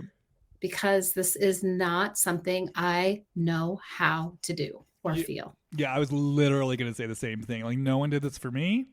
Like, I'm not doing it for you. And then what comes for me, it's almost like Kyle's ambivalent relationship to her own brand of vulnerability. There's something about the way in which it's real, and there is something that needs and wants to be slowed down and heard and seen, right? And it sounds like there wasn't that space, right? I mean, we see that with Kathy on a certain level. And so you almost would say, oh, well, that means there wasn't room or space for it, right? But then there's a way that in the place where something's not seen or heard, there is a way that Kyle will orient to her, I'm using air quotes, her vulnerable emotions in a way that to me does feel manipulative. Like I just like that. Disingenuous. Yeah. Like that whole sit down with Rinna and Kathy, I just kept feeling like over and over, Kyle loves this. Kyle loves this. Kyle loves this. Kyle loves this. Kyle loves this. She loves getting to cry about this. She loves, I don't know. I mean, I do think she felt part of it was a discomfort with how hard Rinna was going in. But I also felt a certain thread of like, I love that Rinna's doing this work for me. You know what I mean? Like doing the dirty work of holding Kathy responsible for something. And then I couldn't think of any particular situations, but it almost felt like, has she done this with Kim? Like, has she set Kim out there to be a bulldog sometimes? Just this kind of feeling of, I love that I get to be the one who cries and is upset and looks so concerned while something's happening. And there's a way that I wield this where I get to mask a deeper anger or a negative intention. Like I get it. Oh, I get it. Well, you used the word attention before. I get attention here. Like something gets seen here. I get attention here. So I'm aware I'm not arriving to a crystallized point.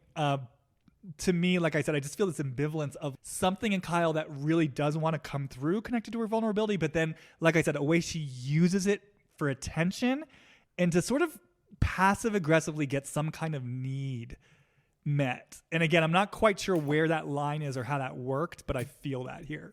And the way you're talking about it now, it feels unconscious in terms of this is what I've now used to defend my real vulnerability. I get something here, but I'm not going to go all the way down because that's where I get nailed.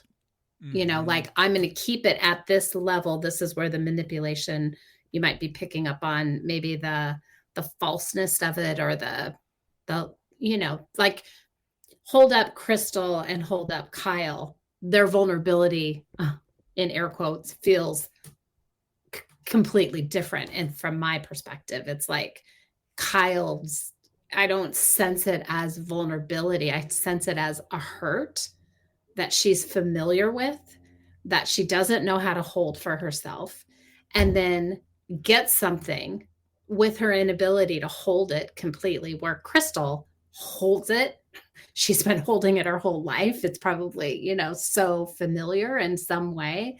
And she's actually trying to show something deeper to these women. And I don't get that sense from Kyle. This is the sense that I get from Kyle is, I need this to be fixed.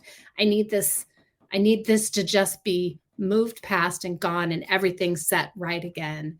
And this is where Lisa Rinna is picking up on something like, no, you don't get to gloss over this. This is never going to go all the way to the base, to the ground, where we can actually have something real here.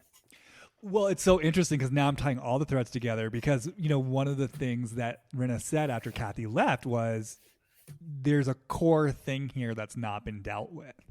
And when she said that, I was like, you know, actually she's right. Like it is true. And, you know, to your point, Kyle always prides herself on, I don't hold grudges. I like to move past things. But yeah, to me, it's such a line of bullshit. Yeah. It's like, you know, basically what you're saying is you don't know how to tolerate real conflict.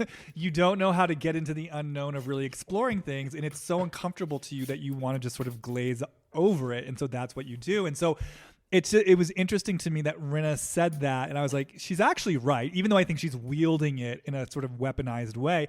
But then I'm bringing that back to what we just explored in the first part of this of like, oh, isn't that interesting that Rinna is someone, I mean, again, if we trust what's coming through, who on some fundamental core level, truth matters, you know, and she's seeing this relationship. It's life and death. Yeah, exactly. It's life and death, but even in the Richards clan, like it kind of has been with Kim's addiction issues, you know, so. And Lisa's response to Kim's addiction issues and all the stuff that was getting brought in before. Because one of the questions I always hold for Lisa Rinna is how conscious is she? How much of this is about her consciously trying to create a TV show?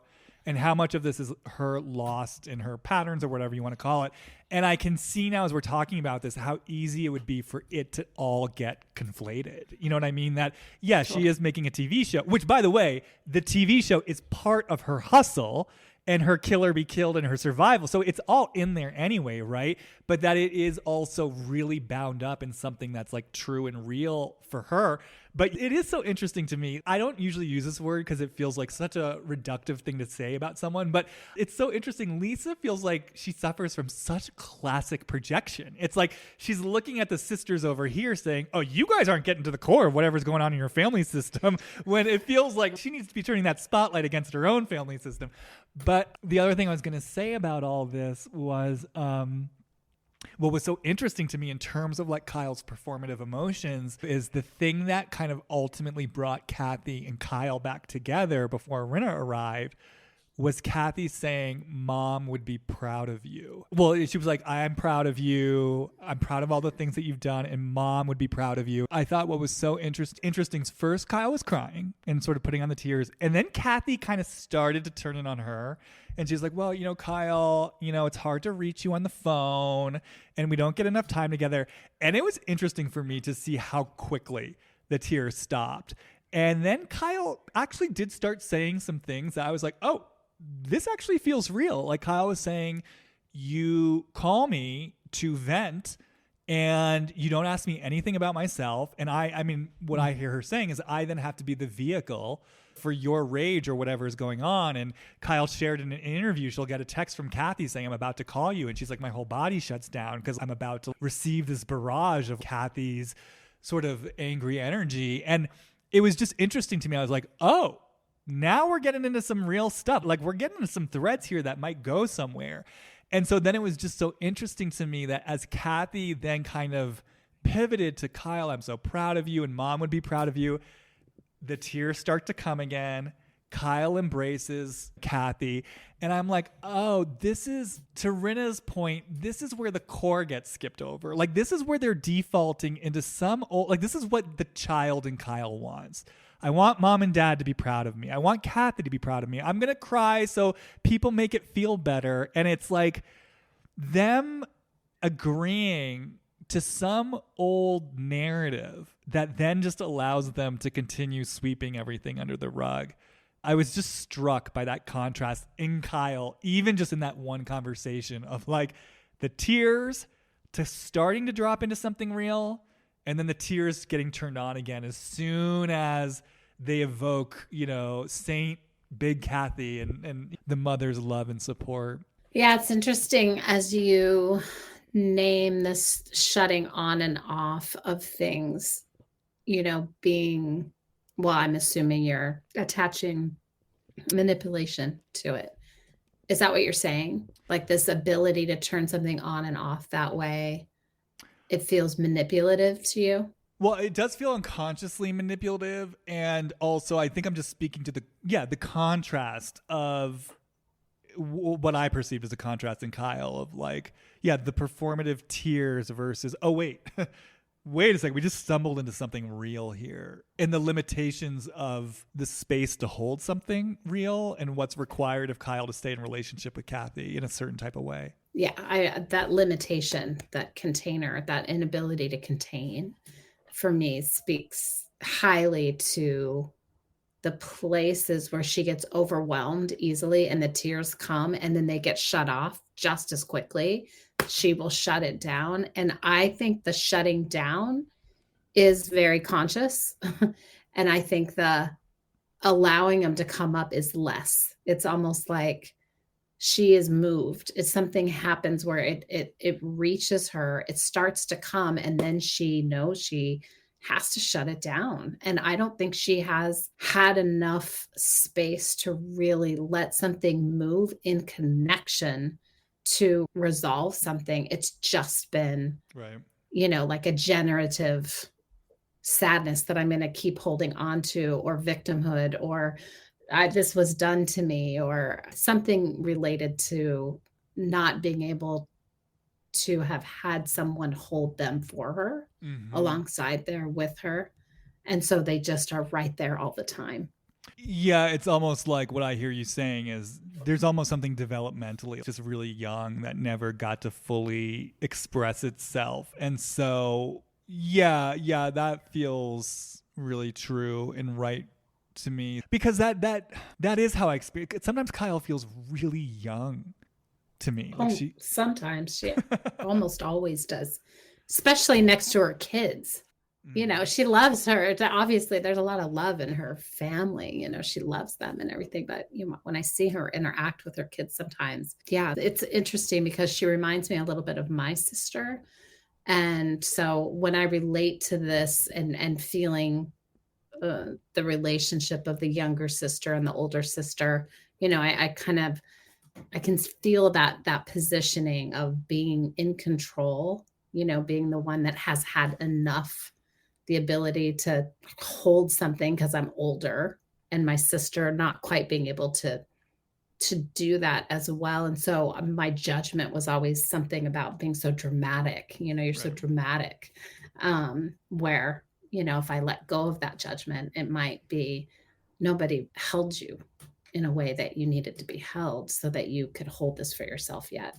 Because I was going to say, maybe that's why I experience these emotions as manipulative. Maybe it's almost like it's triggering the Kathy in me. The way I'm experiencing it now is, if it is something, to use a language I don't love, but like developmentally stunted, or if it's a young place that got stuck. And so then that's kind of what Kyle's bringing to the table. It's like, I can understand that frustration of like, Grow snap, up. yeah, grow up, snap out of it. Like, what are you doing?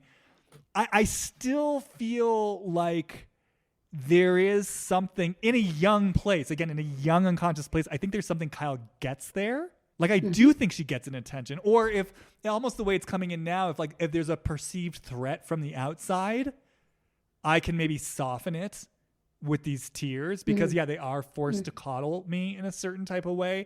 But I think what's coming in now, I was experiencing it maybe more as semi-consciously manipulative, or more of like a negative intention than is really maybe there. What I'm sort of taking in now is maybe this is really the child's point of view, because children can be kind of innocently manipulative. You know what I mean?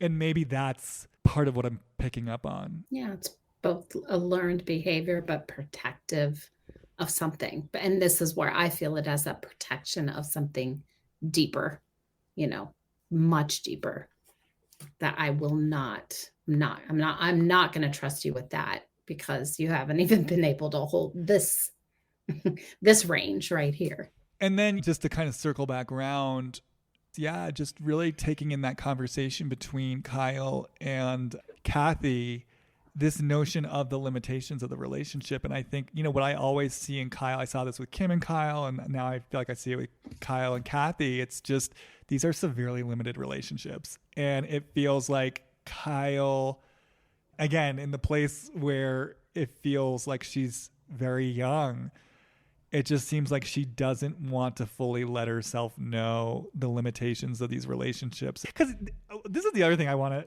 ask about after I finish this thought. It's so fascinating to me that the Kathy and Kyle had a falling out, didn't speak to each other for a long time, reconnected, and that their great idea of how to reconnect was for Kathy to come on this show. I mean, that to me is mind-blowing, and especially given everything Kyle and Kim went through being on the show together. I do want to touch on that in a moment, but just to circle back around to the thought that started this out was, it just seems like Kyle doesn't want to surrender to the fact that these relationships, I don't think, will ever be what she really wants them to be. Like, Kathy cannot meet her. We saw that. And I think Kim has severe limitations as well. And I think that if Kyle were to, let's say, emotionally mature, you know what I mean? And if she were able to really kind of stick to her guns, so to speak, about, the things that bother her, or to have the boundaries to say, you know what, Kathy, actually, these phone calls, they don't feel good to me. I have to limit my contact with you, or this has to change. I think that these relationships would profoundly shift. Exactly. It's clear they grew up in a family system that was all about, we're thick as thieves, we're in this together. They grew up feeling like there was this pretense of this deep, deep bond between the women. And so I think, for Kyle to let that go, I think it really rewrites the entire narrative that has shaped her life. Well, yeah, and it's the question of, what did we bond over? What was that bond? And if that track has been laid, then there is that potential. But first, Kyle would need to do what I heard you say, which was bring honesty in a way that says, look, this doesn't feel good. And I feel like her fear is that it will blow things up. It seems like it's a founded fear created. Exactly. Yeah, That's been the pattern. it's kind of like what you said, even about how Kyle will allow herself a certain level of vulnerable emotions, but she won't go all the way in. It's so interesting because these sisters do get into conflict, right? Like they don't speak, but then they make up. And then they don't speak. But to our point, they're never, and Lisa Rinna's point, they're never dropping down into the core. So nothing ever actually really gets resolved. So it's such a fascinating thing because there's this catch-22 here where it's like Kyle is on some level trying to preserve the relationship by withholding her deepest truth so she doesn't have to bump up against those limitations and thereby lose the relationship. But in doing so, they never address the core issues, and then they end up getting into conflict anyway. But it's just a shallower level of conflict. But do you know what I'm saying? Yes. It makes no sense, even as I say it out loud. I'm like trying to find the clear point to put on this, and I'm like, there is no clear point because it literally makes no emotional sense. What feels like might help in terms of clarity is to understand the youngness of this. I don't think she's been supported to actually go all the way in and to let herself arrive somewhere and then be able to name what that place is. And if you don't have that, if you stayed above that the whole time and just circled around it and let itself play out, there's like tension, release. It's like when people go and hit the cube. It's like I could, it feels so good to move it and then to arrive in a different place, even if the different place isn't where I need to be, because I don't actually know if she has let herself touch that in a way that she understands it herself. It feels that young to me. Do you know what I mean? Yeah, it's so interesting because, and it kind of speaks to the question I brought in about why are they choosing to do this show together? And it actually kind of causes me to actually circle back around to my first thing about something kind of a little bit like what I would call passive aggressive in Kyle, but I think it's I think it's so unconscious. I've always felt, Piper, the creation of that show, for example, American Woman, that she did based on her family life. Look, on the outside, it looks great. It was loosely based on their family. It didn't go into any of the sordid details. As Kyle says, it was actually a love letter to their mother. There was nothing actually wrong with it. And I think that Kathy's reaction seems definitely disproportionate and ridiculous. But there's always been this part of me that just felt like Kyle knew what she was doing. Like she knew what she was doing. Like she could have created a TV show about anything. You know what I mean? And it's like on some level, I just felt a little like the subtlest, quietest whisper of a little bit of like a poke of, yep, I'm doing this anyway. Yeah, exactly. Mm-hmm. I'm doing this. And that's kind of what I mean, even with the tears. Because when I feel into them making the decision to go on the show, again, unconsciously, there's part of me that's like, are you trying to invite something in that you can't consciously invite in? So like, meaning blowing stuff up, having to confront things. So when I hear you talk about Kyle was never supported, learned how, allowed to kind of get to the full feeling and to express something. And then we take in how angry she can get, right? There's that rage that she has. I almost wonder if there are these, again, it feels so unconscious to me, but if there are these parts of her that does kind of try to passive aggressively engineer things to poke a little bit and to pull the rug out and to like, yeah, kick up some dust. And let's get into it because there's some stuff. There's some stuff here that I've never gotten to say, that's never been seen. And kind of like with to me, that feels patterned. Well, I want to hear what you have to say. The last thing I was going to say, the other connection I feel to Lisa Rinna is also like, that's also where I feel Kyle's heart. Like I feel like the part of her that really wants to be in relationship with these sisters in a deep way and then gets so outraged and upset when the connection, like she's not met in her desire for deep connection. I feel like Kyle, there's a part of Kyle that, and I do believe this to be true, that if she were supported to be in her feelings and there were the space, she's someone who'd be willing to meet her sisters in unconditional connection. And I don't know that I feel the same thing from Kathy and Kim. And I feel the pain of that for her. And I'm so glad I'm saying this because this is actually helping me to get clear that when I said earlier that I hear this voice in Kyle that's saying, I love this, I love this, I love this during the sit down between Kathy and Lisa, I think what I'm actually feeling is the part of Kyle that wants Kathy's behavior exposed. Like she wants it seen and heard by the world.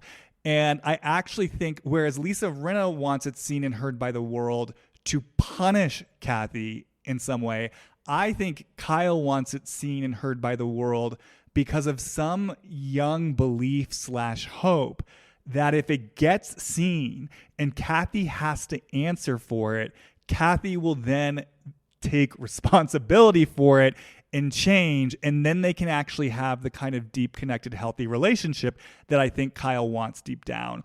And I think on some fundamental level, Kyle has been holding out hope that, yeah, Kathy will take responsibility for her behavior, that Kim will take responsibility for her behavior, that they will finally be fair sisters who treat her fairly and are willing to see her and hear her, and then can have the kind of bond she's always been wanting to have. And I think in that place, there is something in Kyle that enjoys someone like Lisa Rinna bringing this to the surface again, like I said before, kind of doing the dirty work that she can't quite do. One, because she's a little sister that no one pays attention to, but two, because they're supposed to guard these family secrets. It's like Lisa Rinna's taking the ball and running with it. And like I said, I just feel this part of Kyle. It's saying, I love this. You do it. Thank you. Like, I love this. I love this. I love this. And I think that's why, to me, my experience of Kyle is so, in a way, dualistic, where it feels like there is this part of her that really wants this out and exposed, and there is a kind of manipulation there, but ultimately it's in service to a desire for deeper connection with her sisters. I mean, it reminds me, too, of the first season when she's sitting there in the limo screaming, "You're an alcoholic." Now, everyone knows. I think there's this part of Kyle. I think more than Kim and Kathy, Kyle wants the family secrets exposed. Again, I think deep down for a sake of healing and deeper connection amongst the sisters. But I want to hear, what were you going to say about the pattern? That I feel like that got set up, that is, if we talk about family system dynamics, whatever you want to call it, there's a pattern of connection. That is the way they maintain their connection. It feels like through that sort of chaotic vibe. And maybe Kyle's sort of own family that she's created, this relationship with Mauricio and her girls, like maybe she's had a little taste of something different that she can't quite cultivate on her own, like generate herself and extend to her sisters, but that she knows it somewhere. It's a felt sense, and it must be on some level really painful and frustrating not to know what that is and not know how to extend it and not have it be sort of drawn out of her, maybe in the same way that she's received it from the outside, in some way. I feel like she's had a taste of something.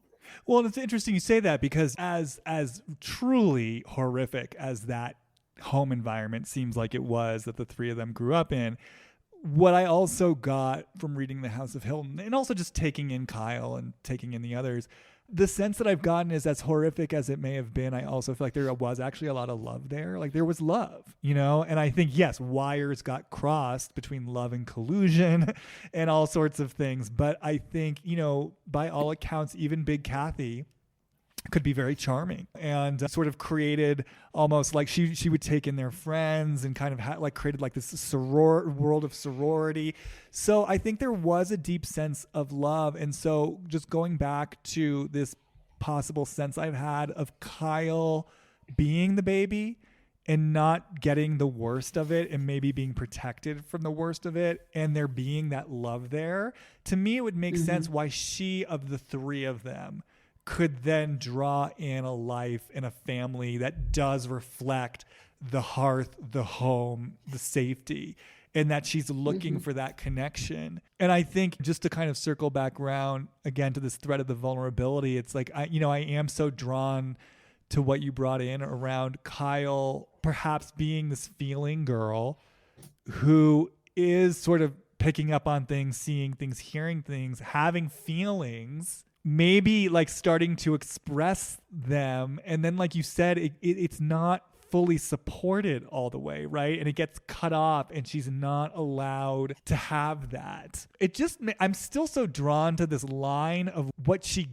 gets from those, like the type of attention she may have got in a way that she maybe does still wield it to get attention. Well, she acted also. I would imagine she was able to tap into those emotions and use them to do her job and got something from that. If for some reason control comes back in, like a way to turn them on and off, like tap into them, use them, and then, okay, there's been a release.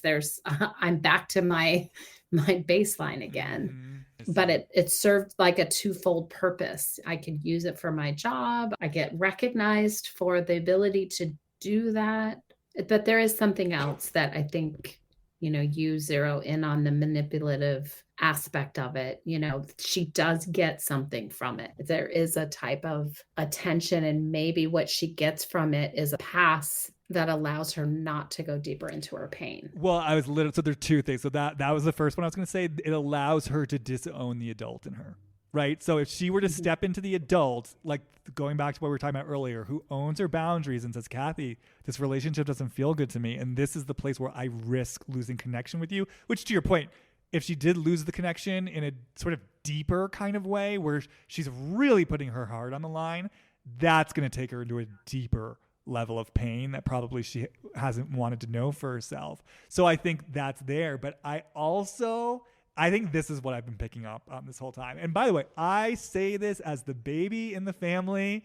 I know this place well, but yeah, like, she gets to be the baby of the family who's got her feelings in her. Like, I just feel it's part of her that maybe liked being the more protected baby of the family who, Kyle, you know what I mean? Like there's something, I mean, it just feels like it could be both at once, right? Like there's a way in which they're not going to really support her to go deep into the feelings, right? But there is maybe a way that they coddled her or tended to it that gave her a hit of a certain type of attention. And connection. Yeah. And so that's what I was about to say. So to me, they suddenly do feel linked because in the place where maybe there are things that get unseen, there are things that get unheard, where connection isn't as deep as she would maybe like it to be, history has showed her maybe she can default into a certain type of, again, I'm using the air quotes, vulnerability that, like you're saying, it scratches the itch a little bit.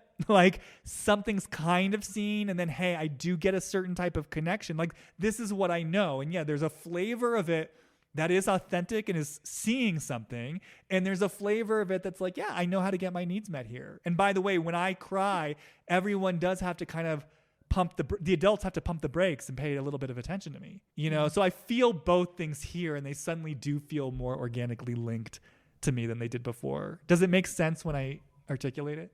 Mm-hmm. Yeah, definitely. Is there anything else that you feel like needs to be said about Kathy and Kyle in all of this? What I want to highlight is something you touched on, which was maybe a deeper, more spiritual purpose for their reason being on this show, to somehow unearth the potential for them to actually drop below. Like there's a catalyst here, right? Mm-hmm. So Lisa's trying to bring them down to the ground. Let's call her Collie. There's an energy here that's like, all right, you didn't know you were signing up for this, but this is so exposing. This is so taking you down to the nuts and bolts of asking yourself these questions about what is possible around connection and what channel can this deep love and care that we have for each other, how can we switch the groove to having it be this sort of chaotic surface? This is how we get our attention and needs and all that stuff met. Is there another Is there another channel for this that, I don't know, has some ease and some depth? Yeah, it's so interesting to me. Like when I was thinking about how Kyle may have poked with creating this TV show, and maybe they were unconsciously setting themselves up in some way by going on a reality show together. I was like, isn't it so interesting that it's all like, it's such a Hollywood story. It's like the Real Housewives of Beverly Hills, and at least in these examples, the means that's being used to possibly destroy the relationship as it exists. It's like TV shows, reality television, which I kind of love about that, because to me, it speaks to the healing power of storytelling and media, and certainly this family that's shrouded in secrets and silent shame, going on a reality show and exposing the relationships. And, I think to that point, so maybe there's really something here around, transparency versus hiding, and kind of the role of media and storytelling. And what I also wanted to bring into this, just kind of as a fun aside, I'm in New Mexico now, and I did a little road trip, and I was in Sedona at one point. So I've kind of been in these vortexes, and I was thinking about that for Kathy. I was thinking about Aspen, because I don't know if you're aware of this, but what's so cool about Aspen is apparently, I hope I get this right, apparently it's like the deepest lake. There's a lake there, right? Like a body of water. And it goes deeper than like any other, I mean, not the ocean, but like, I don't know, any other lake in America or something like that. There's some sort of body of water where its depth is notable for some reason. But meanwhile, Aspen itself is in this high elevation. And someone was talking about the contrast between those two things, and they actually languaged it as kind of like it is its own energy vortex up there. And so I was just thinking about how Kathy, because when I was in Sedona, oh my God, so much was getting activated for me. I felt like I was in an altered state. Like there was just so much coming through for me. And I was like, oh, I am feeling the intensity of this vortex. And then I think about Kathy being up there in Aspen, perhaps in this energetic vortex, things spiraling out of her control. Oh, because the other thing I was going to say about the healing power of this medium, especially reality TV actually, is that it is the playing field. It's the thing that levels the playing field. Because once you're out there in front of the cameras, like that's the voice I hear in Lisa Rinna towards Kathy. Like you're in the pit now with us. Like you're not the queen watching the gladiators from the box seats with the spectators. You're in the fucking arena. And guess what? The camera doesn't lie, baby. So guess what? I get to poke you and I get to drink 818 tequila. You're on camera. Deal with it. Action. Right? So that's maybe the destructive version of it. But like we're talking about, there's this kind of higher self version of it, which is the playing field gets leveled, things get shored up. This is for everyone to see. And so it's just interesting to me from like Kathy's perspective of a life path, a soul's journey. Here she is in this energy vortex. She's on camera. She's out there for the world. She's like, her nightmares coming true. Her defenses are getting dismantled. People are not doing her bidding. And it takes her into that rage that she herself says, you've known me for 30 years. I never go into this. And to me, just as I was thinking about it, I was like, I feel like Kathy, she went into the vortex, and I felt like it held up a mirror, and there's an opportunity here. I mean, Rinna's kind of saying this in her mean-spirited way. There's an opportunity here for you to look at what happened and to deal with it. Now, whether she does or not, it's another story, but just piggyback on what you said, it's all here, right? Like the invitation into knowing more about myself and my feelings and where they come from, the Hollywood of it all, my family, my defenses, what my soul wants. It's like all here, right? And Kathy could, if she chose to accept the invitation, really look at this as a doorway into, holy shit, look what's coming up for me. Let me get into a relationship with this. What a blessing that the Real Housewives of Beverly Hills came along and brought me to Aspen, and Lisa Rinna, you know what I mean? Like, is like putting the screws to me. Like, now I get to deal with my relationship to control and transparency and all this stuff. Yeah, the interesting question is, will they look at the mirrors that are being held up? Are they like, this is where I could contrast what I've been seeing on Salt Lake City to Beverly Hills right now. Like this season of Beverly Hills has been so really hard to be interested in, hard to watch, because it's almost like what you said, you guys are in the arena, take a look around. What are you fucking seeing when you watch this show? like when you watch yourselves on this, what are you actually seeing? There were interesting things with Crystal and, with Garcelle. And there were things that really could have been highlighted in some way. I don't know, watching Salt Lake City, these women sort of take a look at themselves, but I haven't seen that happen with Beverly Hills. Yeah. Maybe you're speaking to the culture a bit. Well, but I would have said last season that the culture, I mean, I think we did talk about this. The culture of Salt Lake City was being reflected in just all the denial and the repression. And I feel like, probably last season in Salt Lake City, I would have said, I don't see a lot of these women, doing a deeper reckoning. Reflecting. And yet this season, I mean, we'll have to do a separate Salt Lake City episode, but what I see is like truth rising to the surface in a lot of different ways. And even just, I mean, I know that Jen hasn't pled guilty yet, but knowing that that's coming, it's like there is this kind of force of like the truth is rising to the surface now, like the underlying dynamic of Whitney and Heather's relationship. And it just, truth is rising to the surface. Oh, obviously Whitney's, recall of her trauma and abuse. There seems to be a theme of truth is rising to the surface. So it's funny because when you first posed the question, like, will they use this opportunity to look at themselves? My default response was going to be like, no, ha ha ha. But I want to say I'm taking that back because, again, like, look at what's happening in Salt Lake City. And also, I guess I just want to not disown, again, sort of the depth of where we're going. I mean, at this point, like, I have been hearing from housewives, who are hearing these episodes and communicating to me like, you've reflected something. This is helping me. So look, I want to be clear. I'm not saying, oh, this podcast is going to be the beacon of light for Kyle Richards and Kathy Hilton. But I think what I want to name in myself is there would have been a cynical part of me up until very recently that would have just been like, no, Piper, they're not going to.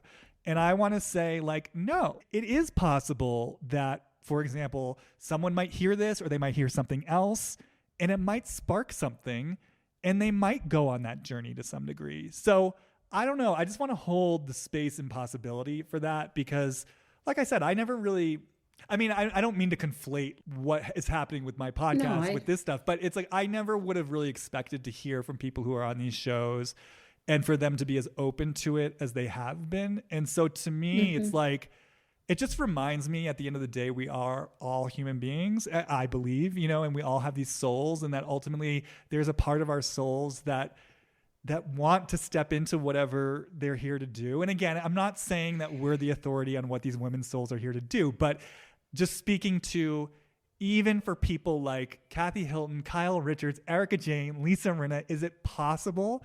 I'm going to say yes. Will they? Who knows? I'm holding space for the possibility that it might happen. I love that.